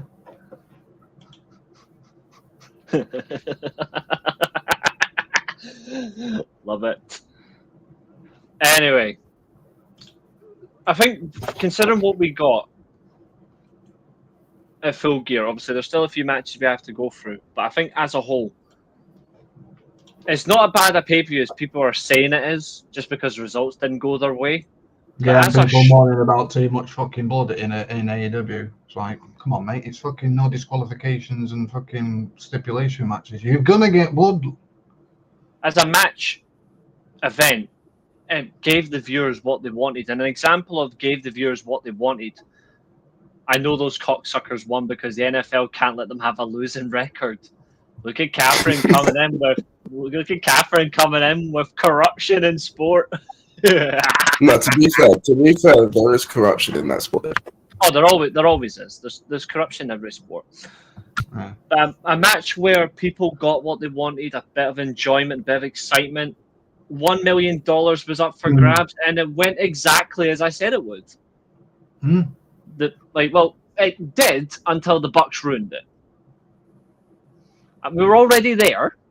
Yeah, like the Bucks, and then we got a reunion of the Elite, which we don't want. For the 1,000th fucking time. The Bucks and Josh Alexander respectfully out-wrestled Kenny Omega and Jurassic Express. They out-wrestled them. Beat them decisively in under 20 minutes. It was a good match. The Bucks get their entry fee taken off them. And then the bastards drop the money and help Kenny Omega. No, bitch. Leave him alone.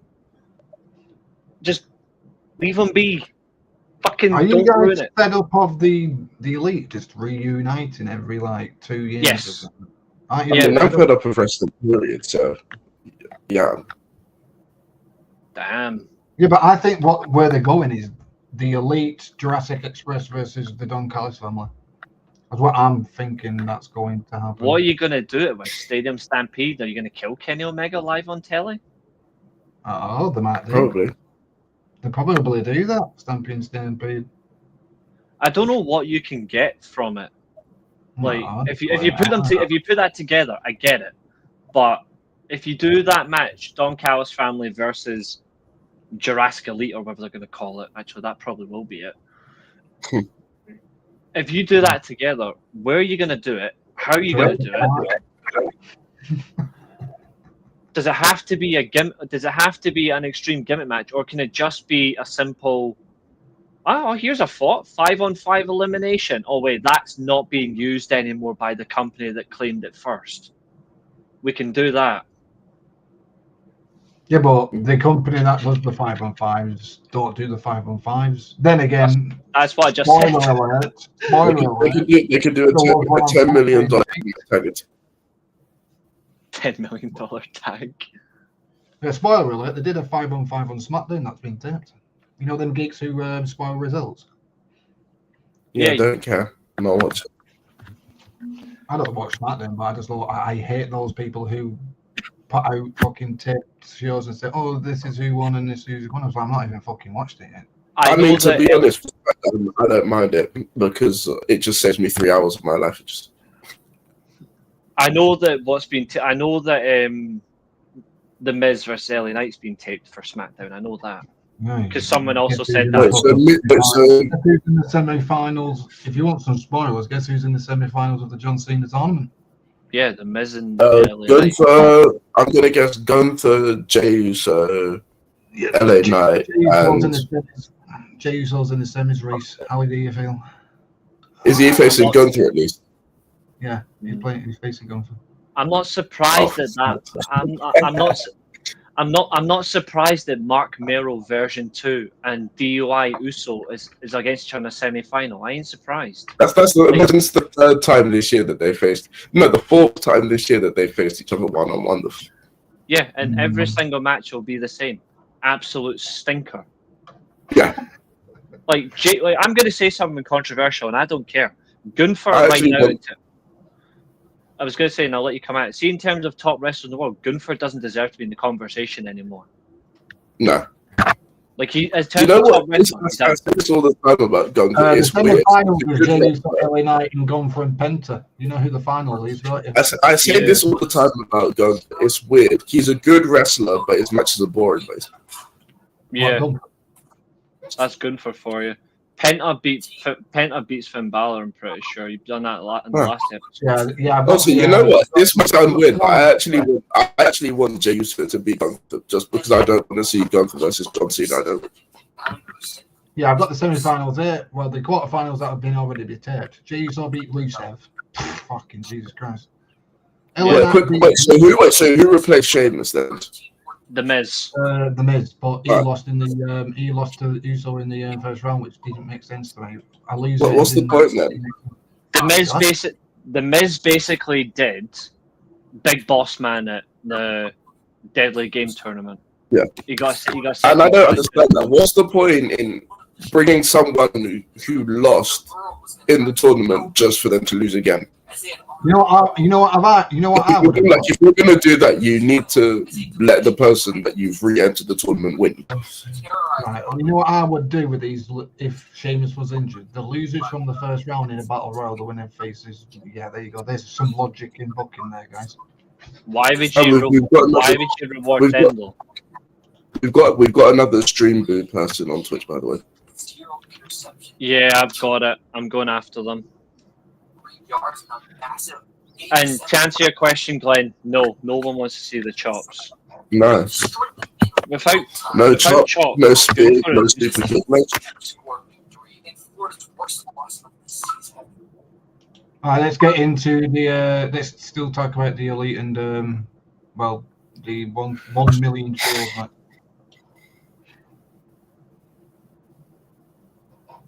Apparently, Real Madrid are losing 2-1 to Elche. They are, and Inter Milan have literally got 2 minutes to try and get an equaliser, which is not going to happen. That's funny. That's what happens when you're up against the best team in Italy. All right, let's continue with what Reece was saying about this $1 million match. Yeah, like this was a match where it gave people what they wanted. All round basis, it was a good match. The pacing was good. Omega was fine because it protects them in a trios environment. Overall, the match is good. My only thing, though, is you've reunited the elite for the umpteenth time. We don't need... So where did the money end up going? Where did the money end up going? Don Callis took it and gave it to Hechicero. So the Bucks are broke again. Hechicero was going to buy a mansion in Mexico. No, he's good. No, they'll probably, because Don Callis is weird. Because Don Callis is weird, right? He'll probably say that Hechicero's now bought his permanent residency in the US. No, you know what would be funny? Let me just say something. You know what would be hilarious? Josiah pinning you 2 straight falls again. Right, we'll just fuck off with that bullshit. No one cares about that. Really. Right, you know what would be well funny with this money? I'm going to put it out there for everyone in this universe, right? And everyone watching, right? What about Don Callis gives his $1 million to Andrade to close out the issues? What about that one? How funny well, he's going to need a lot more money than that. Yep, exactly. I just thought that would be hilarious. Why don't you just why don't the Don Callis family keep winning all these fucking money matches so Andrade can actually be on TV then? It's because the Bucks are in it. That's why they keep being in them. There's no other alternative. I just thought that would be funny if all the money was to see Andrade on TV. this should be realistically the end of the money matches now. Like, they've served their purpose. Like, they have served their purpose. They've been a good laugh when the Bucks are involved. Now it's time to just pass them on and leave it be. I know they will probably do one more though, won't they? Because the Donkeles family's got the money. Where's fucking Fingers half? Where's the Young Bucks half? Because they've reunited with Kenny Omega. Young Bucks will be like, "Where's my half of the money?" And they'll end up fighting over that in a ladder match or something. Stupid. Yeah, I've got no interest in the money match anymore. Like I said, they've served their purpose. Now it's time to go and do other things. We're going to get one more because Young Bucks have reunited with the young Kenny Omega and that, and they're going to fight over that fucking bag of $1 million, won't they? In a ladder match or something. But they won't though. They've done that. They won't do it again. They'll find something else to do and still ruin it. There's no need for it.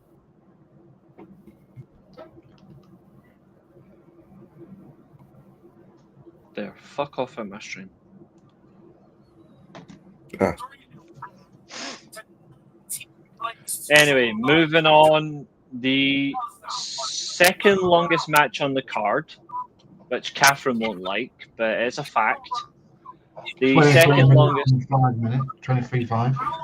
23:05, correct. Statlander versus Mercedes Moné. Well, I'll call it one-arm Statlander. One-arm Stat versus Mercedes Moné. Women's World Title match. This match, bell to bell, was excellent.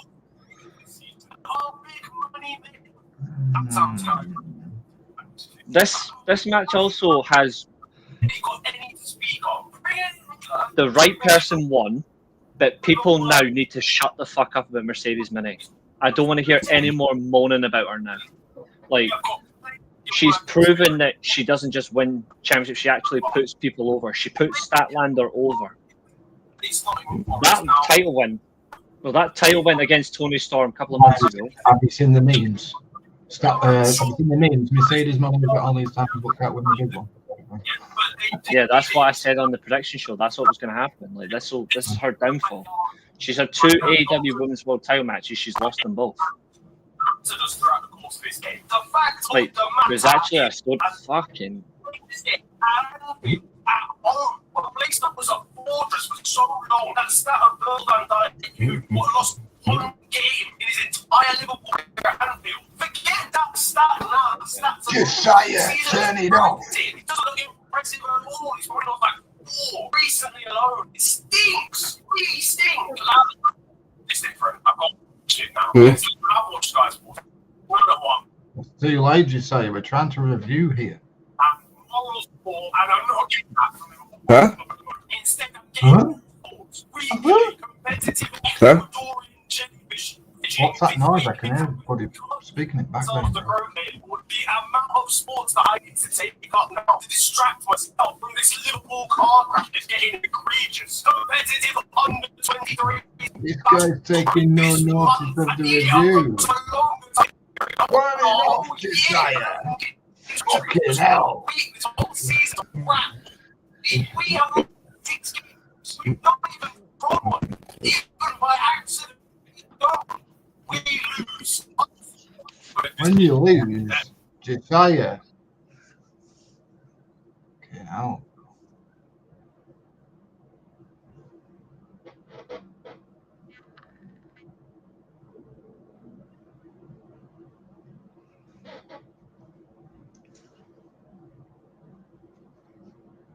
Reece, are you still there? Reece? Oh, I can't hear a word. I Yeah, can't still hear there. a word you're saying.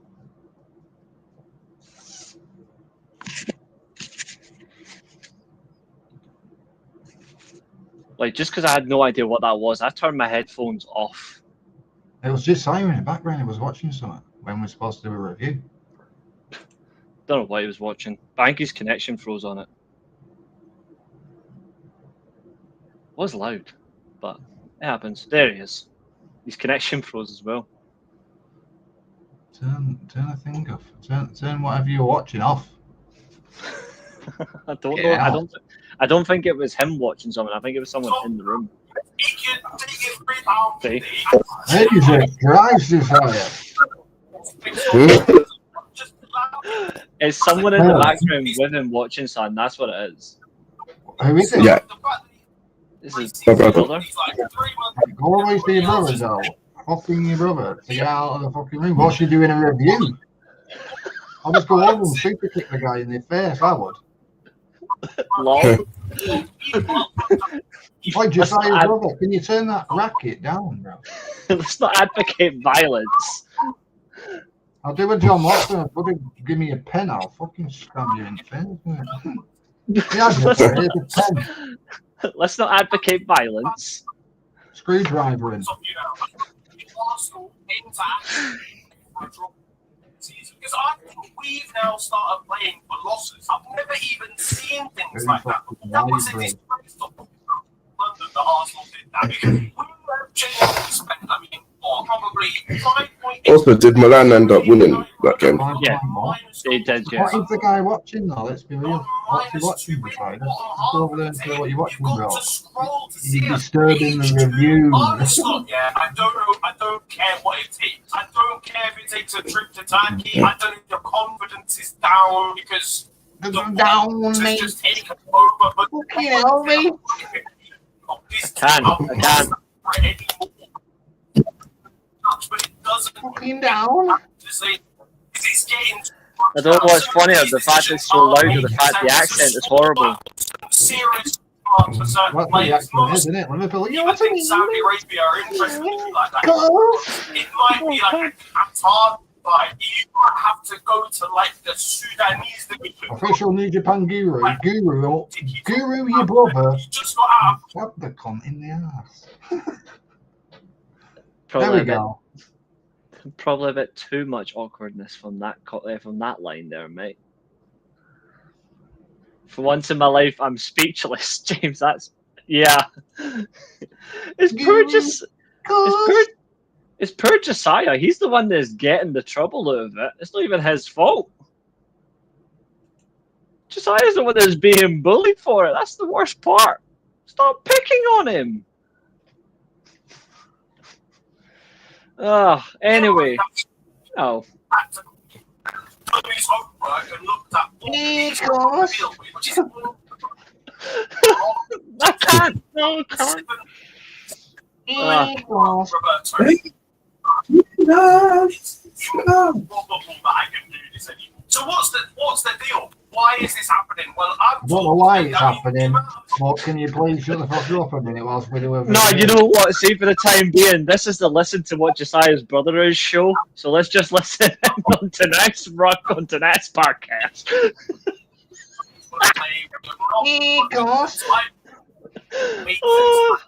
All day. Let's just listen. 1 minute, went to make a cup of tea, biscuits, the lot, buddy. Well, I think they might be listening. I think they might be listening to just an overall discussion about Liverpool by the sounds of it. unfortunately for those. We have players that could. Like, You better rename the stream, Reece. Yeah, good point.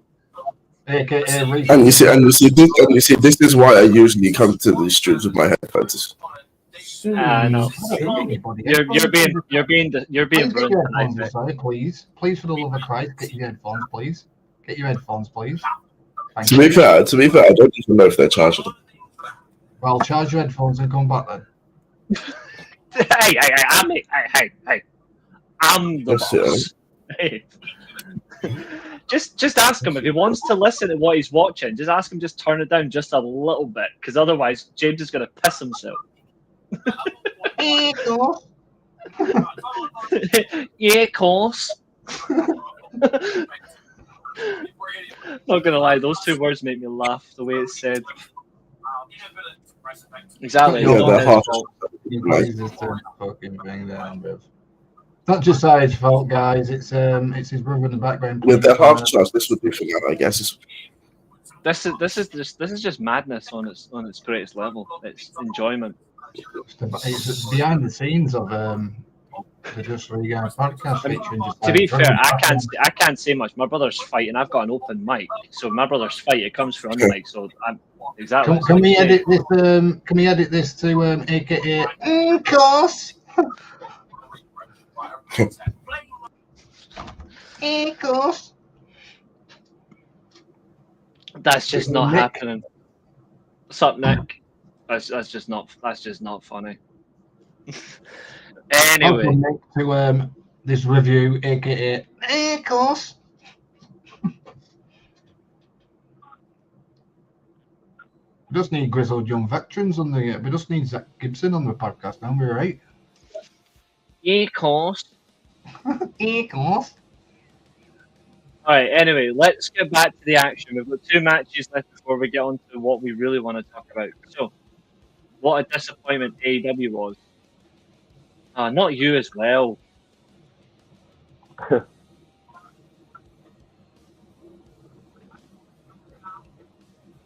gonna But everyone having their opinions. It wasn't that bad. have to save the planet. Top 5 Samoa Joe title victories. Well, number 1 will never change. Number 1 will always be Kurt Angle. Plain and Probably Ring of Honor's world title win. Probably. yeah, that's number 2. His match with Kenta Kobayashi. That was brutal. Yeah, that's number 2.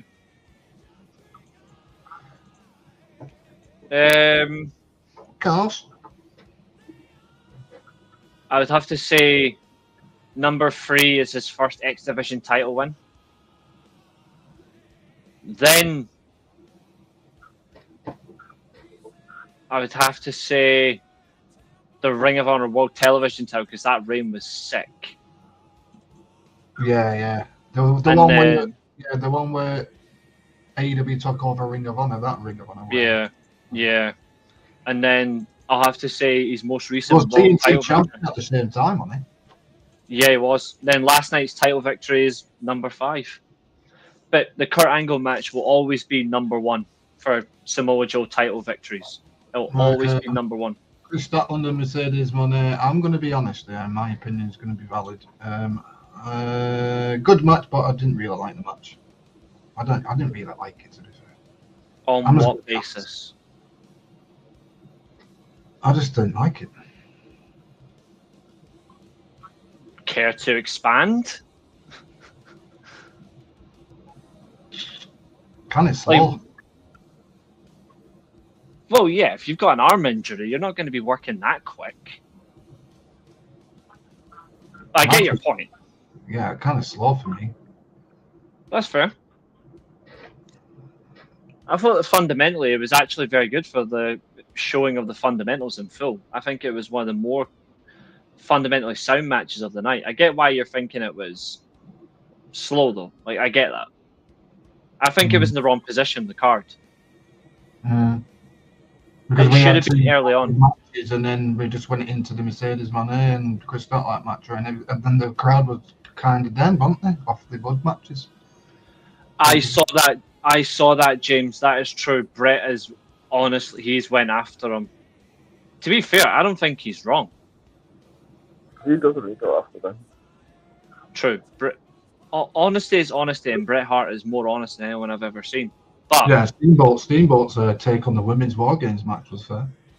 Yeah, I liked his take on it. But yeah, I saw his comments about Sheamus, and he's spot on.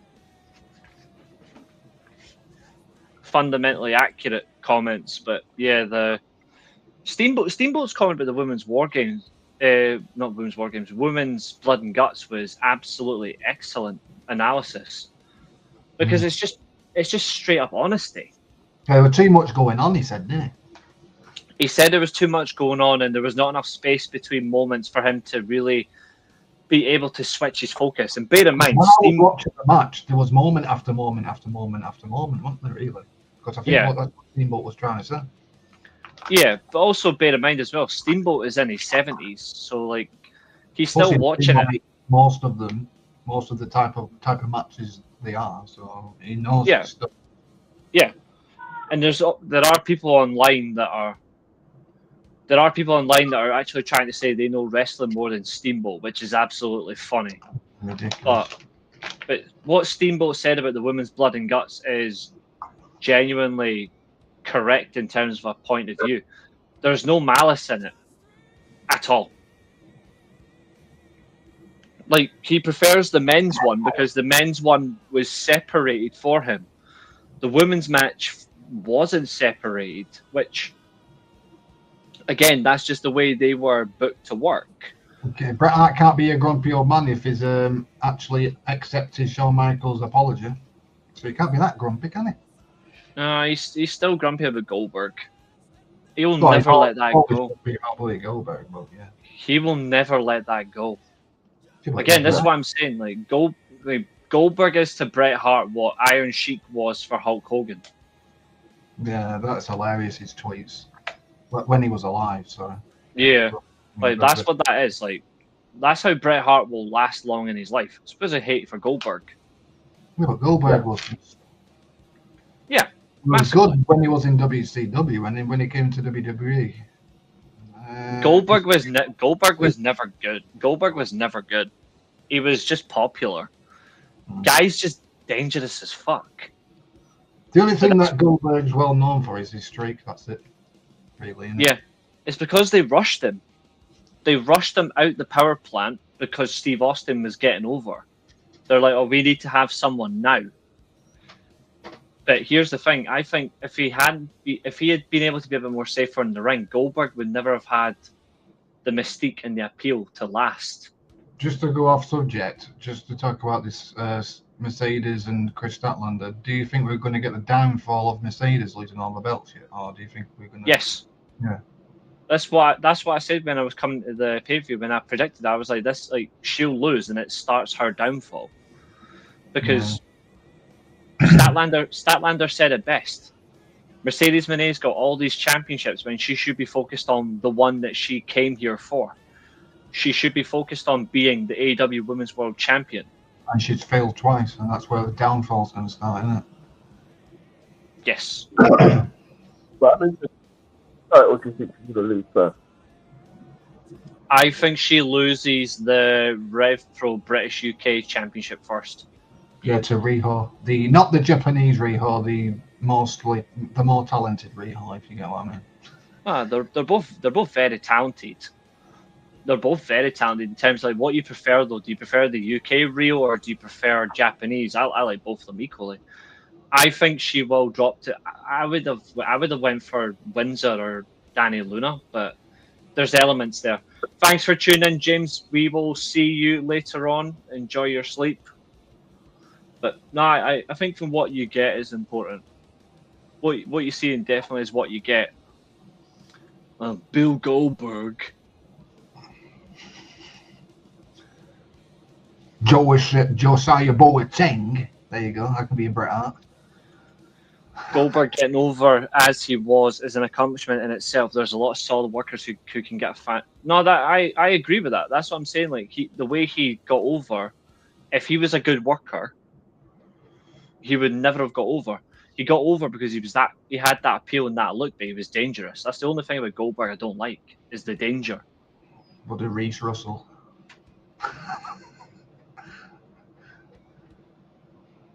We believe in Reece Russell? No? No? Because that's not a thing anymore. No, because I'm more talented than him. Fuck Joe Hendry. That's why we say we believe in Reece Russell. I know, but I just hate being associated to that line. Just like Goldberg or Warrior. Warrior. Both of them are just as bad, but I think Warrior had more to it. Now, here's a question for everyone. Is Goldberg overrated? Yes, Lark Bart, Goldberg is overrated. Incredibly overrated. That's a great question, though, Maria. I think I like the colourful look of Warrior, and his. To be fair, some of his promos didn't make any sense at all. But Warrior had a lot. And Warrior has, like, in my opinion, Goldberg only has one great match in his entire career. Warrior has at least 4. Mm. And that is me not including Hulk Hogan, because I refuse to.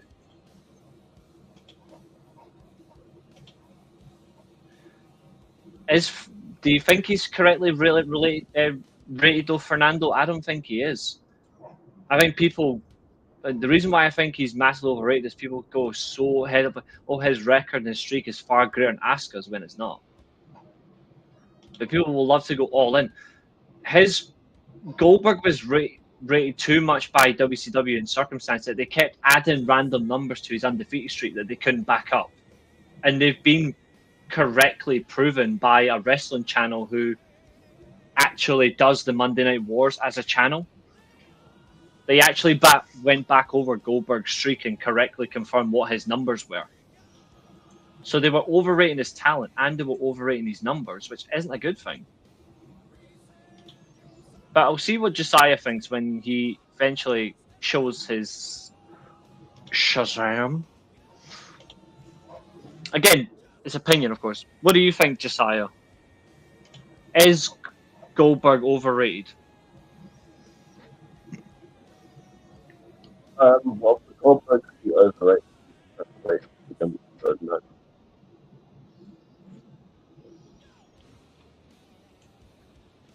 Hold on 2 seconds. I can't think of any. Say that again? Your internet really hates you tonight, mate. I'm gutted. Normally it's me that's got the suffering. And his connection is, it's not good for Josiah. It's a shame. His internet is bullying him. And internet connections are never good for us when we're on stream. Anyway, let's get to this main event so we can talk a little bit World Tag League, because we've not had a chance to talk about that yet.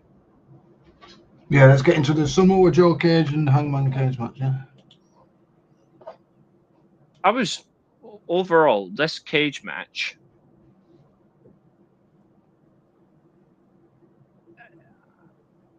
I'm surprised it went less than 20 minutes.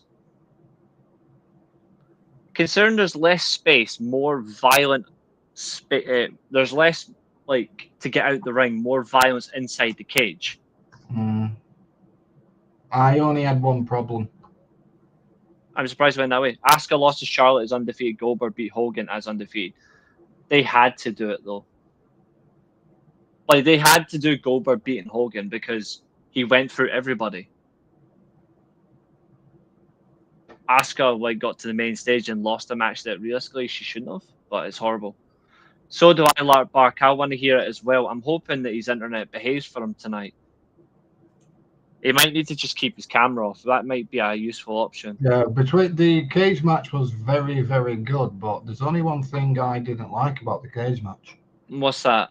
Isn't the cage match meant to be for people not to get in the actual cage? That's what the cage is for, isn't it? Well, that's what a door is. Like, doors there, but they're still. Yeah, the door's blocked in it, but people can just ram it, can't they? Like, break it. But it's a cage match, so people can't get in the fucking thing. Yeah, but people have still been interfering in cage matches for years. It won't change. But at least he's back now. Hopefully it'll stem. Your connection's stable? No, it won't be until we actually get proper internet in the house. But is your connection like me and your relationship in the SWA in character? Is it that bad? But we obviously friends in real life, guys. Don't worry. We are. Exactly. Are you on data? You on data? Yeah. You're on data. When you get internet? Fuck no. Oh, that's awkward for you then. That is really awkward. All right, let's get this in. First of all, what was your thoughts to is Goldberg overrated? Well, for Goldberg to be overrated, he'd have to be rated to begin with, so I'd say no. Like, I can't think of anyone that actually rates Goldberg. Fair enough. That's a fair answer. And secondly, Warrior or Goldberg?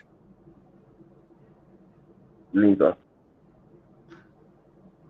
Neither. Fair enough. And your thoughts on the steel cage match, if you've had a chance to see any of that? It's ridiculous, I think. Not in terms of the actual action, but in terms of the storyline. Like, it doesn't make any sense. Like, Hook turning heel or seemingly being a heel in the off, it doesn't make any sense. Because he doesn't really... The Ops kicked Hook out, or I don't know if they did the kick Hook out of the Ops, or was Hook injured or something. He was injured, so they naturally replaced him. Yeah. No. And it doesn't, it's not like it does anything for him. Like, it means nothing to him. Like, he's not getting the belt back. He's just back in the match. Like, Yeah, Joe might give him the 1/3 of the trios titles on Dynamite, because Joe doesn't really need 2 titles to be the world champion. So that's what I think. I agree with that. I agree with that completely. I don't have any issues with that at all in terms of context. In terms of Josiah saying contextually, I agree. I thought the match was good. Apart from that ending, I think Hook turning was the wrong choice. Yeah, but in the match, didn't Hangman did the buckshot lariat with the cage door open? That's the only way you can do the buckshot lariat in a cage. Yeah, very much, yeah. Like, in a cage match, his finisher realistically should just be Deadeye. yeah.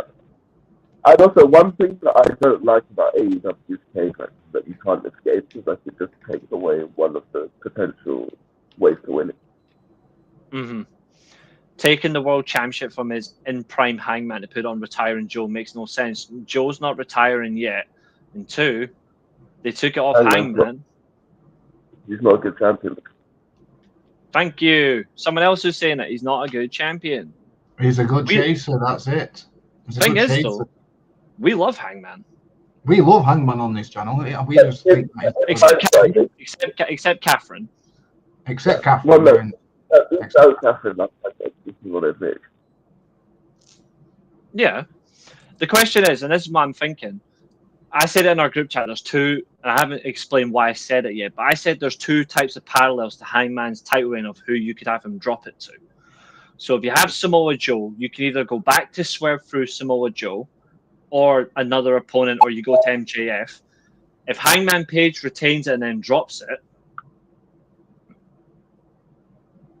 MJF, I don't think MJF win from Hangman makes sense, but I still would have said someone like Jay White, because they actually have an existing storyline as well. They've got so many parallels, but I think they're at the point where even Tony Khan must have realized, actually, Hangman gave me a great moment with the Death Rider storyline. He won the title All In, our biggest pay-per-view. He gave me a great moment that the crowd loved. How much can we do it? And if you remember what I said in Texas, you could write that on a fucking board. Yeah, but then you get to the prediction show, and we all said the same thing. Well, I said it first, and everyone agreed with me. Hangman's title needed some sort of top heel establishment to try and justify his title reign. Yeah. Samoa Joe took the title off him because if you look at it, Hangman couldn't justify his title. Yeah, that's why I don't I was in hindsight. Fernando, you're not understanding what we're saying.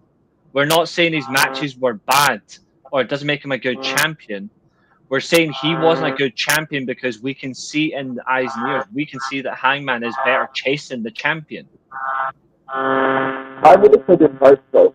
And the only title matches he's had is Samoa Joe twice. Kyle Fletcher. And Kyle Fletcher. What are you saying, Josiah?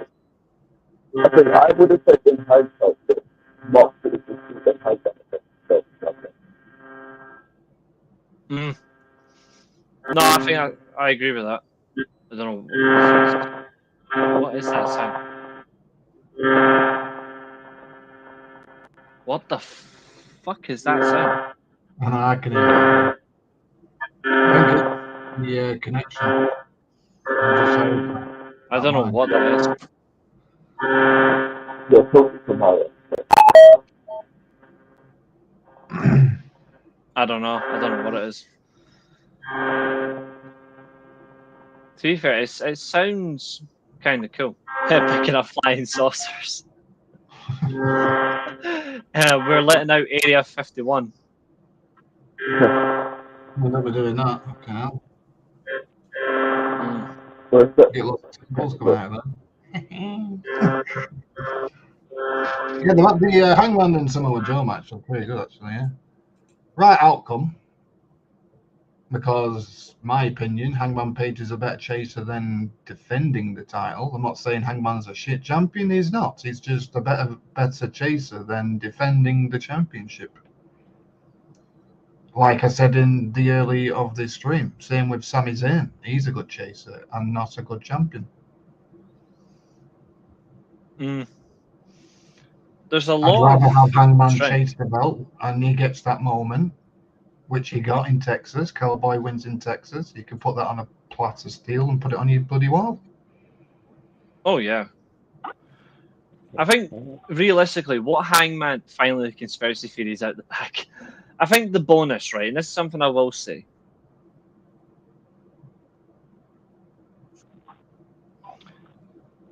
they made the moment count when Hangman won the title. They did. Hangman turned up, delivered, and he's had good matches. But that's when the buck stops. Like, anything further than that, it's not moved into another ceiling. The And only you can't- thing, the one thing Hangman Page is good at, remember his feud with Swerve? The title wasn't on the line. Maybe Hangman is better suited with feuds without a title on the line, if you get what I mean. Because that Swerve story was the best story in AEW in that year, wasn't it?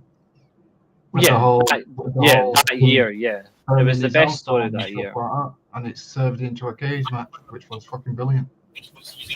Mm-hmm. And then, and that ending with them against that ending at Full Gear last night was brilliant. Swerve returned and sided. Is he siding with Hangman? Oh. As in, like, that's the type of storyline, my enemy is my friend type of thing. That new song that he's using as well is far better than his old one. Yeah. Also, I don't really get the whole Swerve return now that Hangman's lost the belt. It doesn't really make much sense to me. That's the only thing. Try and find realism. Was it Wardlow? Reece, what is it? That's a fair. You know what? That's a fair question. I'll answer that. What is the difference between taking the title from Hangman and taking the title from Santana too early? TNA decided not to do TV for a month. Santana had nothing to defend. And because of that, he gets one match, and then that's it. It's over and done with. It's ruined. And now they're going to try the... Santana's like a Hangman. He's always good at chasing. No. Maybe. No. You can't really use that comparison right now because Santana didn't even get a chance to prove anything. He won the title, rightly so. Although it was a pay-per-view too late. He should have won it at Slammiversary. But TNA decided we're not going to do TV for a month. Santana had no way of showing who he is as a champion, whereas at least Hangman was showing it. The difference between Hangman taking the title off him and taking the title from Santana, we can see Hangman's position. We can't see Santana's because, again, TNA are being booked by morons. So we actually can't see what Santana is as a champion or a chaser. I think Santana will end up being a good chaser. And now and again we'll have decent title reigns. But his first run got absolutely nothing. We can't see anything. Santana got ruined. Was it Frankie Kazarian who beat him? It was Kazarian that beat him, yeah.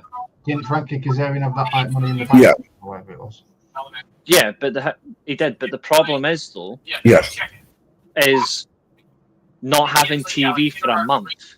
Santana had nothing on TV, therefore he couldn't even represent the company at all. I would have found it hilarious if Dolph Ziggler used his on CM Punk last week. Oh, that would have been hilarious, but sadly it can't work.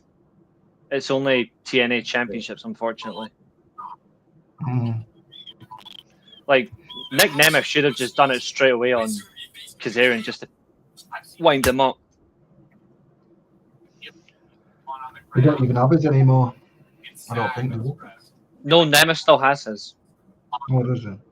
Yeah, both of them have the contract each. It's just one. It's just one trophy to cash in. What about Nick Nemeth? Probably might be jealous.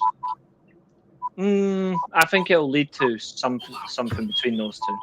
Because both of them, His brother might get jealous and say, like, why not cash in the opportunity at the tag titles? We had them before.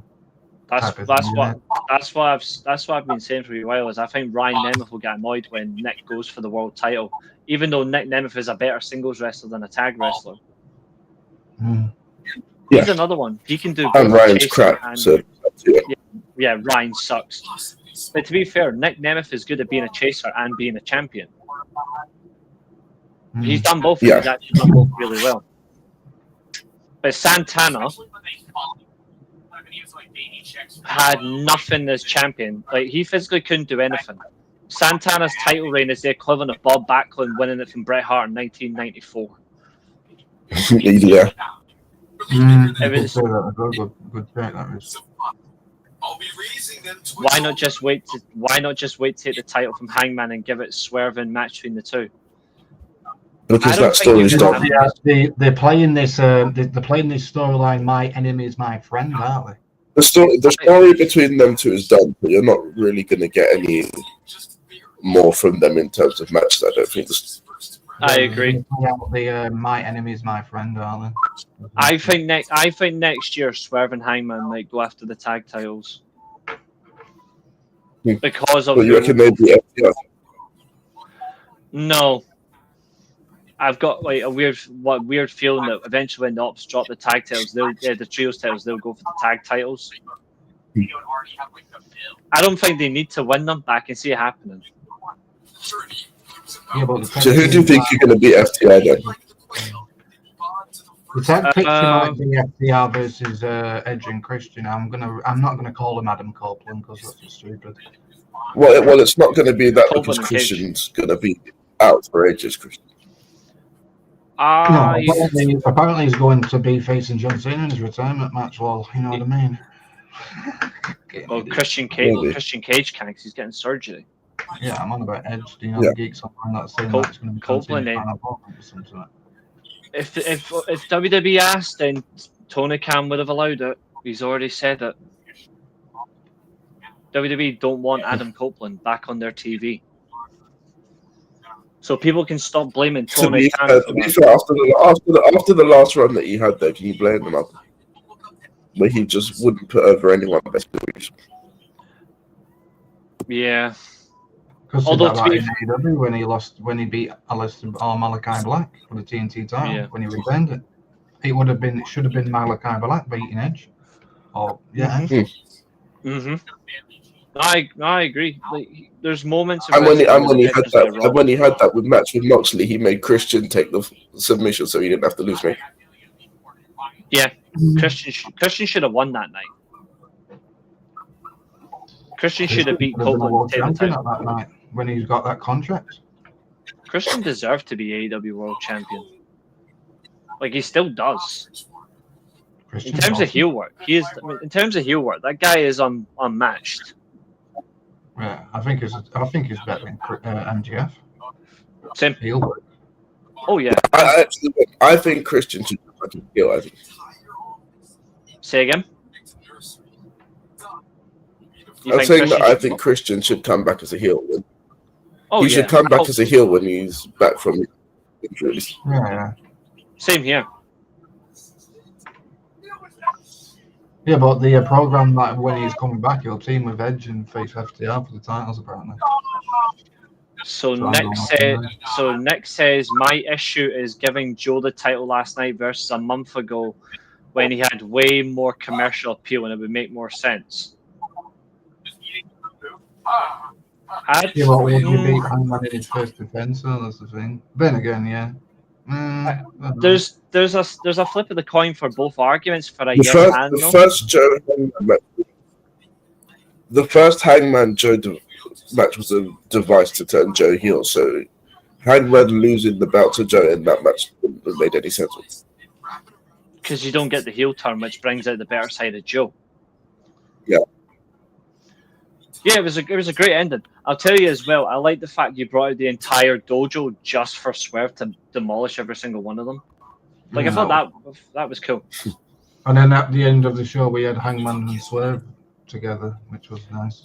But Samoa Joe getting The only problem with that, Nick, Joe doesn't get fluke wins. Joe's a dominant wrestler. Exactly. Yeah, a fluke win for Samoa Joe just doesn't exist. How's a fluke winning a steel cage? What? I think he's talking about the first time if he did. I think the first time's a fluke win. Oh.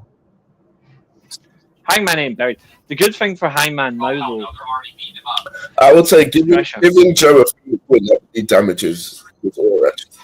I'd say Hangman and Swerve go for the tag belts because they're playing that freaking my enemy is my friend type of thing, which is I really like that story. Mate.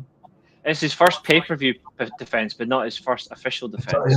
Hangman freaking burnt his bloody house down. Hangman's forgive him, and then they're coming together.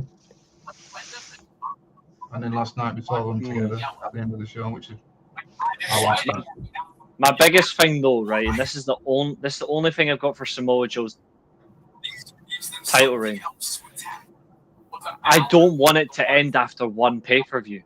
Like, I actually want to see Samoa Joe actually get past one pay-per-view. That's all he got last time. He deserves more. I want to see him get.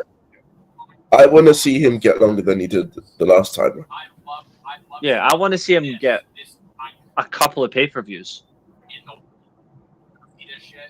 So you don't see MJF beating Joe at World's End? No. 2 years in the making? No. Oh, I get why, but I don't want that to happen. I thought Claudio. No, I wonder if they'll give Joe until Forbidden Door as champion. Forbidden Door. Because I'd love to see him go. Because I'd love to see him go up against a New Japan wrestler for the belt. She is. So you're hoping that? I think if you gave Joe the belt last month, it would have derailed Hangman and it would have derailed Joe as well. You had to have the moment of Hangman beats the man he could never beat, and then the man that he eventually couldn't beat, he beats him, he turns on him completely and destroys him. That's what I'm saying with the MJF thing. MJF finally beat somebody he's not beat. But the difference is though is we don't want MJF. But the difference is though is we don't want MJF to beat Samoa Joe. MJF for the most time this year hasn't bothered his arse with AEW. He doesn't deserve to win the title. Like there's another factor people are not thinking. MJF doesn't deserve it. Like look at what he's done all year. Like all he's done basically this year is show up here and there and fuck off to Hollywood. I'm sorry, but no. As far as I'm concerned, MJF doesn't deserve it. He should cash his title shot in and then lose it. And I don't care how much interference against MJF happens, he shouldn't win it. When you put Hollywood aspirations first, you don't deserve to be champion. Despite Warner Bros. Discovery being up for sale, what does that mean for AEW? Find a network. Quick. Because if TKO get their hands on that, they'll make sure they get nothing on screen. If I was Tony Khan, I would be going straight away for I would be going for Amazon or something like that. I would go for Amazon. I can't lie. I can't lie. There's a part of me that would love to see TKO get a hold of Warner Bros. Discovery this. Just because it'd be fun. Just what TK greedy bastards? That's the thing. They don't care about money. They don't care about the production. Nick, I'm aware that commercial appeal matters. I'm aware. Last night's this. You know what's funny? You brought up DC sponsoring a match last night. The DC deal with AEW started this month. This has got bigger commercial appeal than the Twisted Metal. So Samoa Joe actually winning last night makes more sense than last month. So you just beat your own argument. Apple would be a better option. Apple TV, I've got I mean, I don't know how to That view would it. appeal to the other hardcore matches, wouldn't it? The hardcore matches, Apple. No? Yes, Nick. Yes. Apple's an interesting one. Yeah, it could appeal to all the hardcore matches. You know what I wouldn't have minded, actually? That's a terrible joke. Yeah. That is awful. You know who So actually really much had so bad op- that you said it twice and nobody found it funny the second time either. Literally. You know who I wouldn't mind if they plugged it. I wouldn't mind Sony or Roku having a go at trying to buy Warner Brothers. They should have Paramount do it. Yeah, but Paramount are going to get slid into TKO. TKO are only getting Warner Brothers Discovery because they want to take AEW off that platform and they want to. They do. Oh yes, speaking of Paramount, you hear that League rights, isn't he? Say that again, just they don't care about the talent. I was saying that Paramount are getting Champions League rights next season. Yeah. So it's not going to be on TNT anymore, which I think is a good thing because I'm tired of seeing Rio Ferdinand's face on TV. We're all tired of his face. I'm sick of Gary Neville and fucking what you doing. Yeah, we'll agree to disagree, Nick, on fairness, but I think personally this month Samoa Joe was hotter than last month in terms of an attraction, but it's each to their own. I think if you actually look at it in a factor, both of them are just as strong. I'm going to say this: if TK get Warner Brothers Discovery for it, then AEW are in trouble because TK only care about themselves. They only care about money. They don't care about WWE's well-being of the loyalty to television. If TKO get Warner Brothers Discovery, then you can see all of the dream matches that you thought were impossible. They do need to figure that out though, like what their association is going to be. What they're going to do with Forbidden Door with AEW or something. Yeah. No. People will end up being AEW again. The first thing they'll have is Moxley turning on AEW to join the Shield. Triple H is turning into his son-in-law, greedy cunt. Well, Triple H isn't. Well, Triple H answers to TKO. He doesn't really get much of a say in what they do. Yeah, but it's still a greedy cunt. He's saying yes, isn't he? Here's the thing, like, it's not just TKO that are also a thing as well. It's not just TKO that are just as bad. It's the actual person running the show as well that doesn't want anything AEW on television. Yeah, TK don't want AEW on the television. That's why they want Warner Brothers Discovery. That's not what I'm saying. I'm saying the actual person booking the other side doesn't want AEW on television at all. You asked Bald Fraud, does he want AEW on TV? He said no. Fraud Triple H doesn't want AEW on TV. Whereas TKO are happy to make sure. Like his son-in-law, Vince McMahon didn't want WCW on TV because it's the. To be fair, I actually disagree. I think if you asked Vince the honest question, would you want WCW on TV? He would say yes. To be fair, Vince tried to make Raw WCW, but because it was rubbish, they decided not to. Yeah. Vince was happily ready to take Monday Night Raw off TV, replace it with Nitro, and just keep SmackDown. Monday Night Nitro was going to be booked under Vince McMahon in 2001, but then Stone Cold and Kurt Angle fought, and Buff Bagwell and Booker T isn't good enough for TV. But that's also because of Time Warner and AOL's contracts. Yeah, that McMahon family's always been greedy anyway. McMahon's father. McMahon. No. McMahon Senior is actually a good man. McMahon Senior actually respected the whole point of the territory days. He never disrespected an opposition. And then Vince McMahon got in charge and took all the territories and bought WCW and all, and WCW went out of business.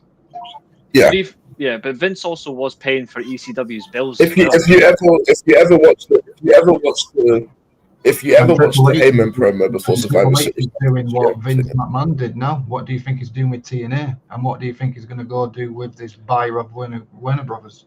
Yeah, but if you're looking at doing what Vince did. But here's the thing, though, and if you're actually going to look at reactions and circumstance, and if Vince proved it as well in 2005 on TV, he wasn't supposed to do this, but he done it anyway. Vince proved every single bill he was flooding for ECW back in the 90s. Paul Heyman to this day still hasn't paid Vince McMahon back. Not that it matters to him anyway, but he paid $500,000 to ECW in 1998. It's going to matter to him in a couple of years, won't it? Oh yeah, it's going to affect him massively. But Vince Jr., which is, as we all know him as the Mr. McMahon character, he bought into every single territory, took over and made it international. Vince Sr. was the New York territory. Here's your excess territories. I want Andre the Giant exclusively. That's fine. But if you want XYZ, you can have them. That's what he. That's why Steamboat was doing NWA and on the Easterns as well. Yes, and that's and all that stuff. Yeah, and that's relevancy. But the manner that goes to the limit of Vince Jr., what he did is he bought WCW hoping to keep WCW going under his own vision, but it became too bad because of AOL and Time Warner that they screwed all the top talent over with their contracts that they just didn't buy them out. Not only that, but AEW though, if TKO get Warner that's the man. But that's what happened. Like that's the reality. Now what we've got is worse. Yeah, because now McMahon's family are greedy cunts, aren't they? Really? This is just above them in a whole. This is not even the McMahon family anymore when it comes to AEW. Like, this is probably. It's TKO. Yeah. I think we're getting Mercedes versus Athena 2 final battle next one. I think it's Athena versus Persephone. Right. We don't want Mercedes winning another fucking belt, do we? No. I firmly believe that Netflix will drive Warner Bros. Discovery and Paramount to bankruptcy, and I think these companies would be better off remaining private. Netflix are already wasting money on WWE. Netflix can't afford to go into another venture right now. You might think Netflix.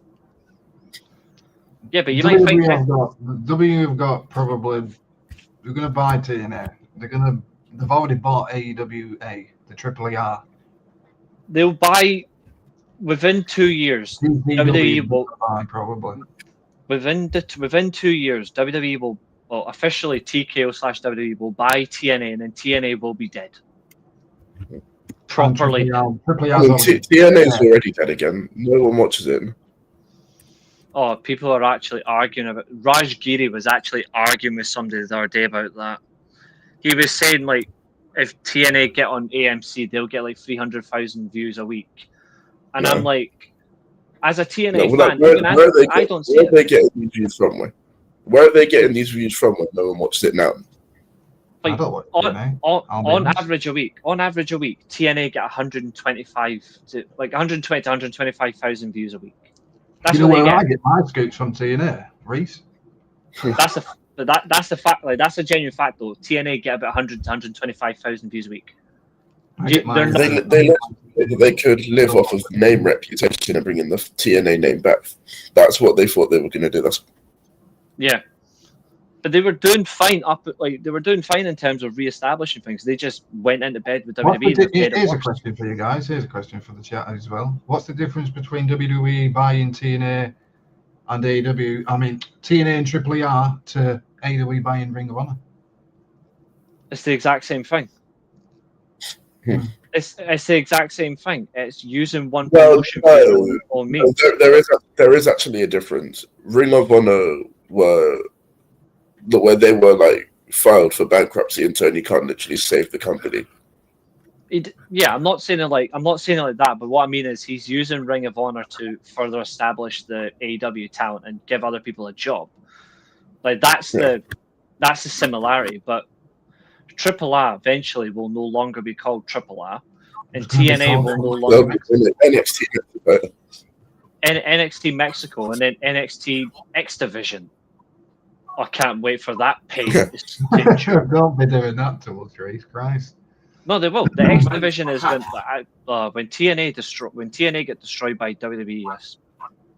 Honestly, my childhood will officially be gone for good. You know it's coming, Reece. You just have to let.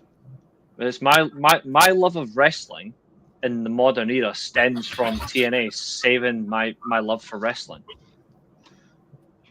Yeah. Here's another question for you. And then they're about to ruin it for you. Yeah. They're the two-face of wrestling. Here's another question for you guys. Do you think this modern day of this wrestling's boring now? Do you think it's boring? I don't think it's boring. I think it's lazier. Yeah, I agree with that. I think the booking's lazy. In all companies, yeah. Not just certain companies boring. Yeah. Yeah. I think the cross. I would say every company, every like major company could do better with their booking. It's just more so that some companies are better wrestlers that can master the booking than others. Yeah, I agree with that. And that's a scary thing. But that's a scary thing though as well. I'd say I was a wrestling fan properly when I was like before the pandemic. I mean, I've been a proper wrestling fan since April 26, 1999. Yeah, I was a wrestling fan in 1993 when I came out of the hospital. I'm British Bulldog and Bret Hart was on my TV. You didn't really see it though. Saw it in a couple of years on a DVD or a videotape. And I watch it at back counts. But I mean, like the first wrestling event I actually watched was a pay-per-view.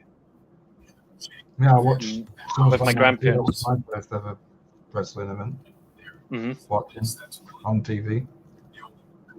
There's definitely so many things that can be better though. Wembley Stadium. Awesome. Got into wrestling at that age. Oh, you've got, for fuck's sake. And then after that, probably Steamboat and Savage. Oh, get fucked, TNA. Well, what have they done now? They've literally They've just advertised for December 4th episode of TNA. Mike Santana versus Robert Stone, aka Robbie E. Why? Fuck. Why? They've called it his mission of revenge on NXT and all that for losing his title. Why? But what's that with them? You know what I saw today? Do you know what I saw today? What really did me head in? Do you watch the AAA shows? No. No. I don't even know if you can watch it. Like, I don't know where you'd find it. Right, so today the Lucha Bros reunited on a random AAA, but W can't reunite them on the main roster when the Raw division needs it. I'm going to tell you right now, and this will be the last time I'm going to talk about the Lucha Bros. The Lucha Bros in WWE is like booking Motorcycle Machine Guns. It's not good for WWE. Yeah, they reunited them on a AAA show, just a random one. Yeah. I saw that. The Latin American audience know them as a team. They'll face Al Grande Americano and Dominic in a tag match. Yeah, I do not like Lucha Brothers should never have went to WWE, and the Lucha Brothers should not be a tag team in WWE because there's no tag team wrestling in WWE in the first place. Well, there is on SmackDown, but it's not even that good. Well, they have the Usos. That's not a tag team. That's a bench press for one to shoot yourself. Yeah, Fernando, I don't blame you for saying you're officially done with TNA. I don't blame you. I've not watched TNA since God knows how long. Like, this is a definitely this whole Mike Santana's mission is to go through the NXT guys and Kazarian to get his title back. I still don't understand what the NXT guys have to do with TNA screwing him over. Because they attacked him during the first defense on the show when Kazarian cashed in the title. Is that why Mike Santana lost the title? Because NXT invaded Lexis King and all that game. But which NXT guys attacked him? Was it Dark State again? Is that why Frankie Kazarian cashed in? Because all the little Lexis King in that fucking jumped him. Was it Dark State again? No, it was Lexis King and all that. Lexis King and a bunch of bums. Lexus Wow. King and a few others, because Kazarian had a sort of agreement with Robert Stone, who's Robbie E to TNA fans. Either way, this is pathetic. And WWE fans, like pure delusional side of TNA fans that are saying this is good for TNA is what makes me wince. Well, just be glad that it's not Trick Williams again. Just Don't even get me started on I'm gonna that. get DJ ZI on. He's done. DJ ZI on. Do you remember him? I don't even know who that is. Who is that? DJ I mean, I know who it is, but who is like? Is it Wacky Wild? Like he's known for being someone else, but I don't know who it is. He's Joaquin Wild in WWE. Oh, yeah. He was tag team champions with Robbie E. He was yes, and he was also X Division champion when he injured Blake Christian, broke his neck, and then Dixie Carter refused to pay for his. Dixie Carter sacked him after he came back as a coach. And now he's just in the LWO doing nothing. Yeah, she paid his medical bills. She paid his medical bills. Say he has a job for life. He came back as a coach and an agent for TNA, and then Dixie Carter just said, "Actually, you know what? Goodbye," and terminated his contract. No wonder everyone ended up leaving that company when they did. Yeah, because Dixie Carter's an absolute cow. One of the worst owners in wrestling history. One of. No, the worst. It's always the worst owners are always the ones that don't know anything about the business they're running. Right, but shall we get into the good stuff though? Shall we get into the World Tag League? Yeah, because we have an honest thing to say. Night one was slightly bad. Yeah. Like it had some good matches, but the overall structure of the show made it not as good as night two. That going on a second with Bishamon losing. It's like, why are you losing to Taichi? And in the restart, it's Taichi. What the fuck? But who cares about Bishamon? It's not like we haven't seen them win the tournament like 55 million times already. They don't even need to be in it at this point. Is Taichi tagging with Kojima? Yeah. Kojima! Yeah. Like saying Punk likes to shout, Kojima! Yeah. Lucha Bros in WWE was a good move because Tony Khan didn't have no plans for them. It's his fault. They kept passing on Craig as well, which doesn't help. And again, I've got an issue with the actual teams that are in this. If you think Lucha Bros running AEW was bad, it wasn't, in my opinion. No, I've got an issue with the teams that are in this as well. You don't have many like partner companies, but you have enough spaces to put 3 House of Torture teams in it. Yeah, that is true. And it's not even the one that we all asked for either. Can we call Dick Togo's not in World Tag League, is it? I was going to call him. Oh, there's no team for Dick Togo. Oh no. If I was going to be tagged with Evil, you know what I'm going to call him? Darkness Dick. Darkness Dick. Look at his face, Reece. His face is like, have you just said that? I can't believe it. Why? It's Darkness Dick. Evil in Dick Togo. Yeah. I love winding you up. It's funny as well. I think you're frozen, dude. Oh, you just... No, he's not frozen. That is he's frozen. Oh, he does a really good fucking standing still type of guy. I can see glasses moving, bro. So you're not like, so you don't like my Evil in Dick Togo name? No, Darkness Dick. No, I fucking don't. You done? You got any more names? You done? That's an absolute Darkness Dick shambles. is a great name, guys. They didn't even give us the House of Torture team that we asked for. What's Sonata and Evil? They gave us Evil and Don Farley. Yeah, exactly. It should have been Evil and Sinatra. Yeah, Sinatra. Exactly. To be fair, But instead they've got him stuck with that guy. Yeah. Desperados with Suji Ishigara as well, isn't it? Yeah. Former DXC hardcore champion. See, the team. There's a lot of good makeshift teams in this tournament. There's a lot of good makeshift teams, but there's a lot of teams that are just really poorly constructed. And I'm like, if you had just Like tweaked Great them, O'Khan and Callum Newman. oh Jesus Christ, that team is disgusting.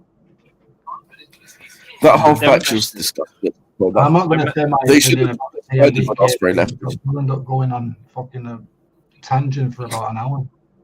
Their match last night, They this should've- morning, was shit. They should have just disbanded that faction when Ospreay left for AEW. They should... Yeah, because Jeff Cobb couldn't run it on his own anyway. I No, thought they just merged TMDK and United Empire in one and then call Zack Sabre Jr. the leader or something. I don't know. I'm fine with because why would you TMDK run as Great? well. I don't think I would be happy with Great O'Khan joining TMDK.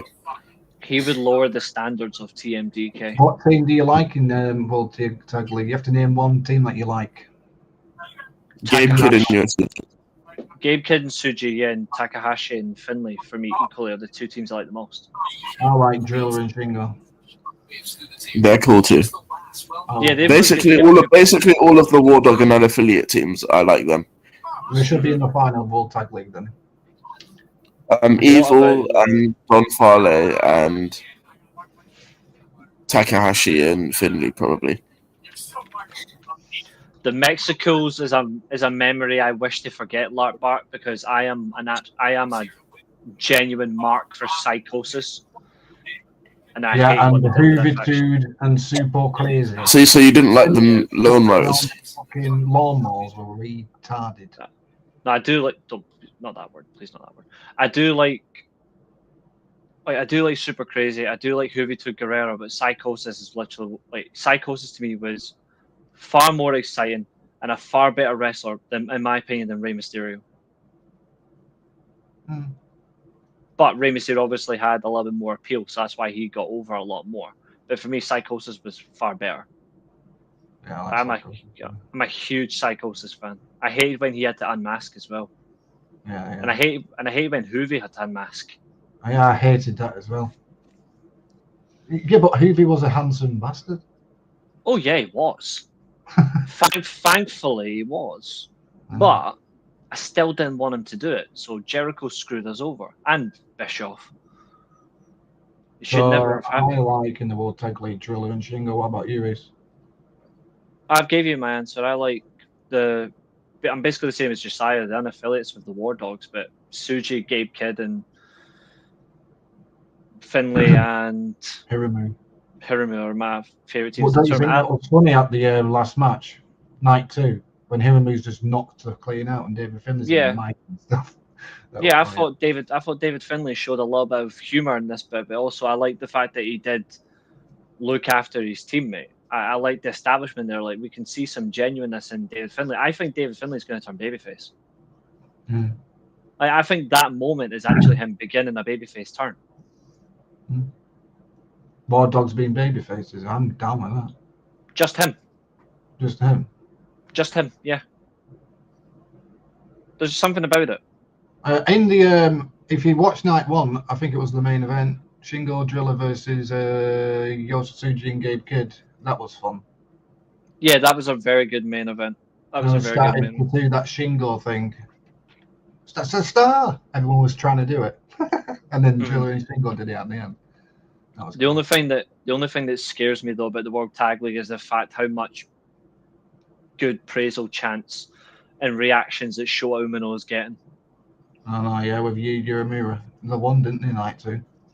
They had arguably, apart from the main event, they had the best reactions from the crowd, especially Shota. And I'm like, no, we can't have this. Like, we cannot, like, you chant for Yura, cheer for Yuya Uemura, but do not cheer for Shota. You'll end up winning, won't they? You're right. I did say controversial before the tournament started. Like, they're not the team I want to win it, but I can see them win the tournament. And I think they might. If I was going to pick a team to win, I'd probably choose my favourite, which is obviously Shingo and Driller. I think David Finlay and Takahashi win it. So Takahashi won it with last year with Naito, didn't he? So that's back to back then for Hiramu. But then they had the matchup Wrestle Kingdom, which was even better. Hmm. Instead of the tag match, they had the one-on-one, which was even better. Which is exactly what I want anyway. But I would much prefer that. But I don't like what we're gonna get in the end. Like I'm dreading if they pull the trigger and they have Shota win it with Yuya. I just don't want it at all. Let's go and type in World Tag League 2025. The Mexicals making the debut riding lawnmowers was offensive to a proud Mexican like yourself. I didn't like the idea of using lawnmowers, but I did like their gimmick. It was just they just really ruined it. It's a shame the way they booked the Mexicals. I don't like just as much. I don't like the El Grande gimmick. Did you watch Night 2's main event, Oscar Law being Yuta Ice, where Yuta Ice just fucking flipped? Yeah, the right winner won. The right winner won that match.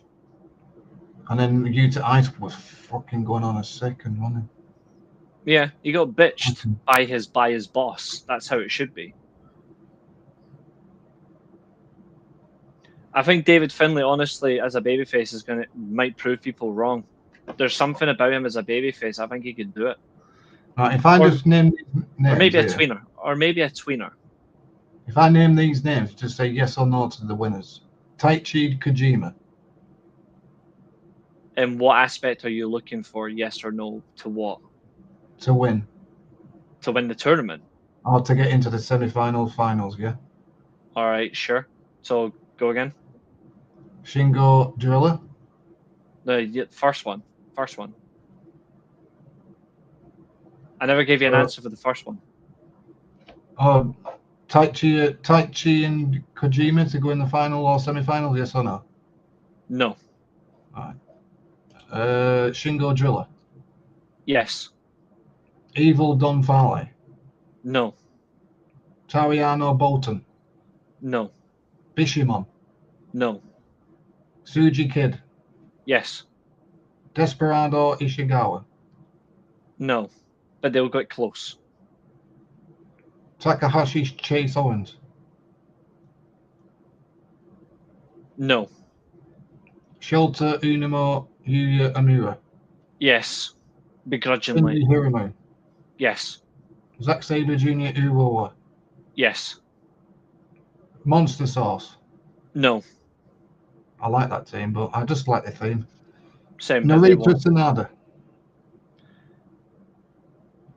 Oh, I think they'll be close, but no, because I've already said who I think are going to be the 4 semi-finalists, so no. Hiroshi Tanahashi ELP.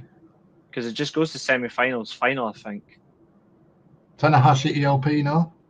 They'll get close, but no. I've already said 4 teams because it only goes to semis and the final, I think. So I'm going to go with Shingo and Driller, that's 1. Tsuji Gabe, 2. Mm-hmm. Oscar and Yuta Ice, 3. And I'm going to go with Shota and Yuya, 4. That's my 4. I don't think Yuto and... I don't think they'll recover now to make the semis. They're a good team, though, but I don't think they'll recover. This loss was too big for them. Overall, it's a good tournament, but I think it's a little tournament too early for them. But they're still a good side. Like, I really like watching them. We've already had Shingo Driller versus Tsuji and Gabe already, haven't we? That was a great main event. That was the best match so far of the whole tag league so far, in my opinion. I'd say that as well.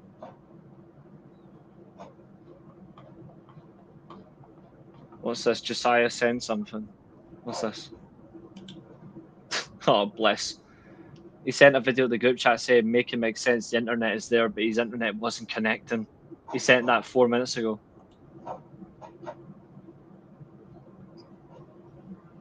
The internet connections are terrible. The Mexicals should have won the tag titles, and one of them should have won the cruiserweight title.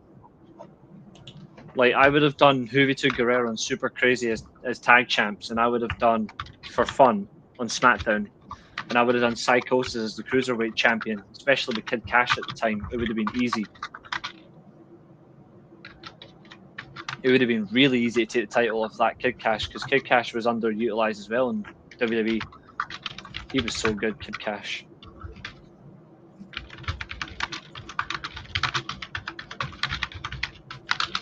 Anyway, before we get out, we'll bring up the next couple of matches, just for confirmation. So, World Tag League Night 3, the card for that's tomorrow.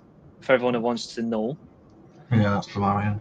we'll review it on Tuesday because that gives us Night 3 and then Night 4. So the matches are. That's the trios tags. It's Bishamon versus House of Torture, Yuchihiro Takahashi and Chase Owens. Then it's Taichi and Satoshi Kojima. There's Josiah versus Bolton Oleg and Toru Yano. World Tag League El Desperado and Shuji Ishikawa versus Shingo Takagi and Drilla Maloney. And the main event is Yota Tsuji and Gabe Kidd versus Evil and Don Fale. That's the main event for then. The 25th on Tuesday is it's Monster Sauce versus United Empire. Tanahashi and ELP versus David Finlay and Takahashi. Knockout Brothers versus Ren Narita and Sanada. And then Shota Umino and Yuya Umura versus TMDK. So that's the next 2 nights of action. Wait, what's the main event for that Tuesday show? What's Shota Umino and Yuya Umura versus TMDK. Oh, great. Look at Josiah. Next Friday, the main event is Tanahashi and ELP versus Knockout Brothers. Nice. And then the day after, Tanahashi. yeah, the day after is Oleg and Toriyano versus Tsuji and Gabe Kidd. That's the 29th. There's some good main events coming up. Oh. There's only 1 day break next week, and that's the Thursday. There's no wrestling on the Thursday. And then there's no wrestling on the 1st of December. It's straight back in on the 2nd. And then the 4th off. Yeah.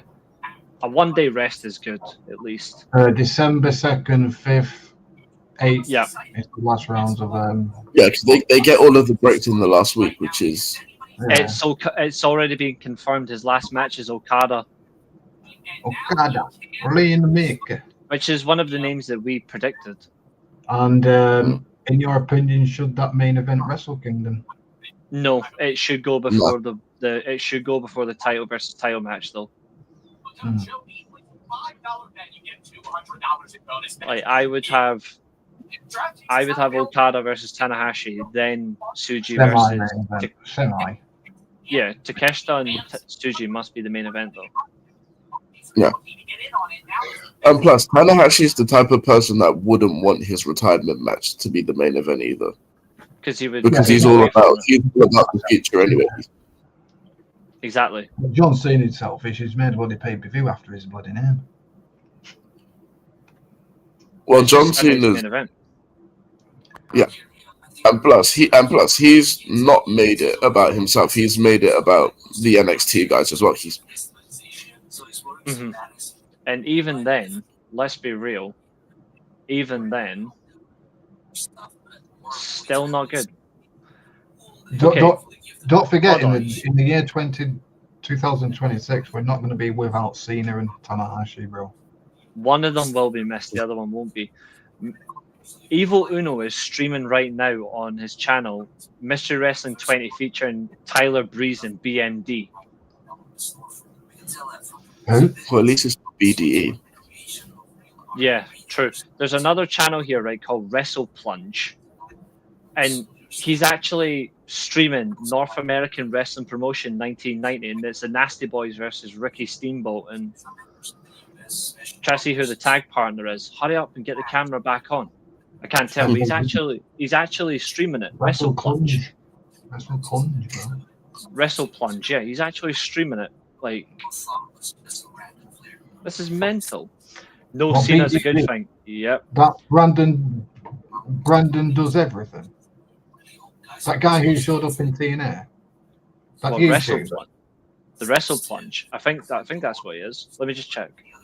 Is that BDE guy who was in that TNA thing? No, this guy is chubbier. This guy's chubby. I was going to say, why are you bloody watching that guy? I don't watch BD. I've got standards. I'm trying to see who this guy's called.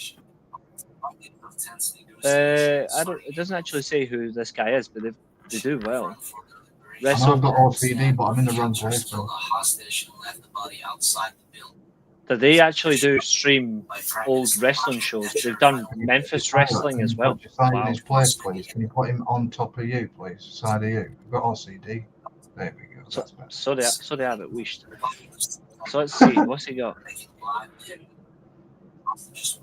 This guy's actually got crazy reviews. He does like Memphis. Do you have a holiday in the UK that is similar to Thanksgiving? Probably No. Christmas Day-ish?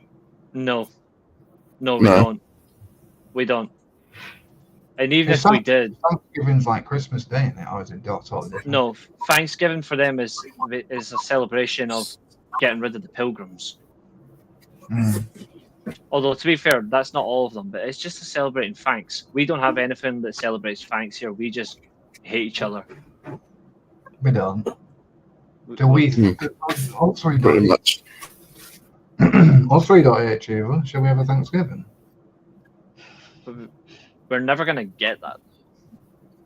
That's the only thing.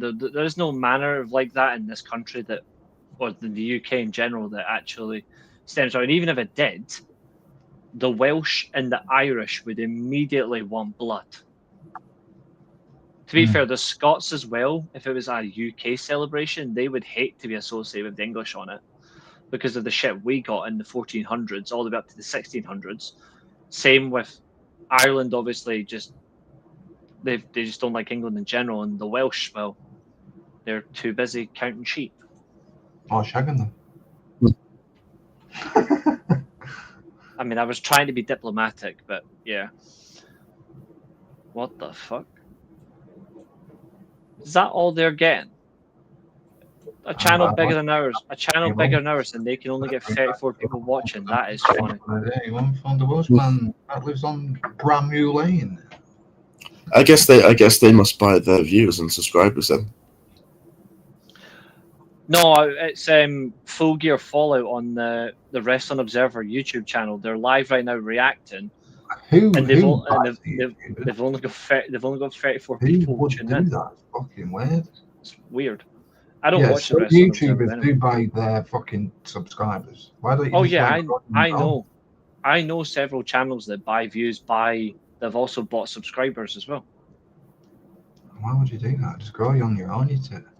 Because they want the rush to making money off YouTube. That's why. I mean, I've got 10k subscribers and I don't get paid. I get like what, £2.50.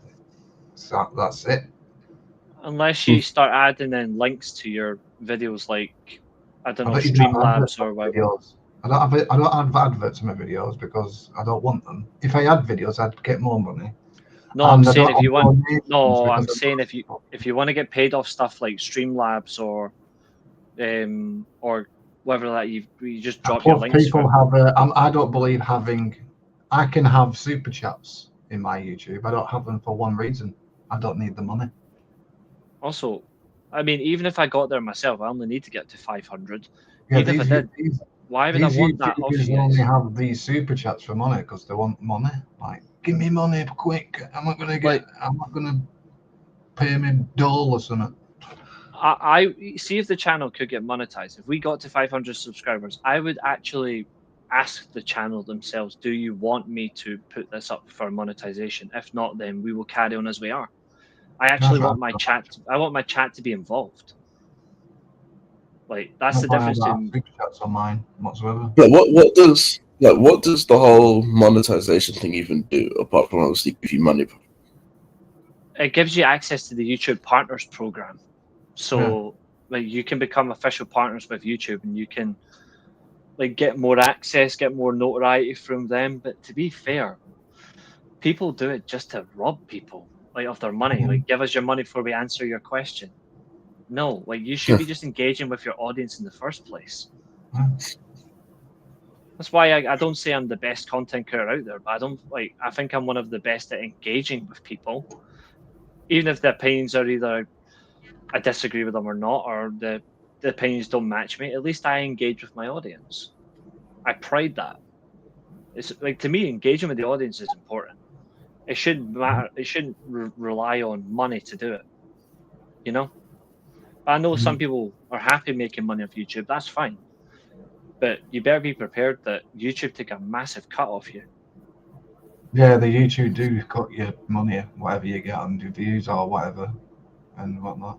It's like 50% what you meant to get, and they take off some money, don't they? I think that there's a certain percentage. I'll actually check for you. I don't really care if I put my monetization. I've got monetization on my videos, but if I put adverts on my videos, I can get paid. But I don't want to do that. I don't need the money. Yeah. I just Alright, do my so- e-fed on Thursdays. I only stream on Thursdays anyway, so I do my e-fed on Thursdays, and then that's it, really.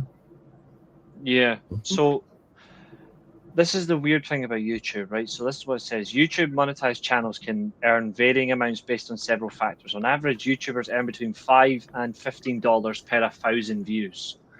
The actual earnings can range from $1 to $30 per 1,000, depending on the niche, audience, location, and video length. So even by your views, you could get 10,000 views. For every 1,000 views, YouTube can take $5 to $15 from that straight off your video.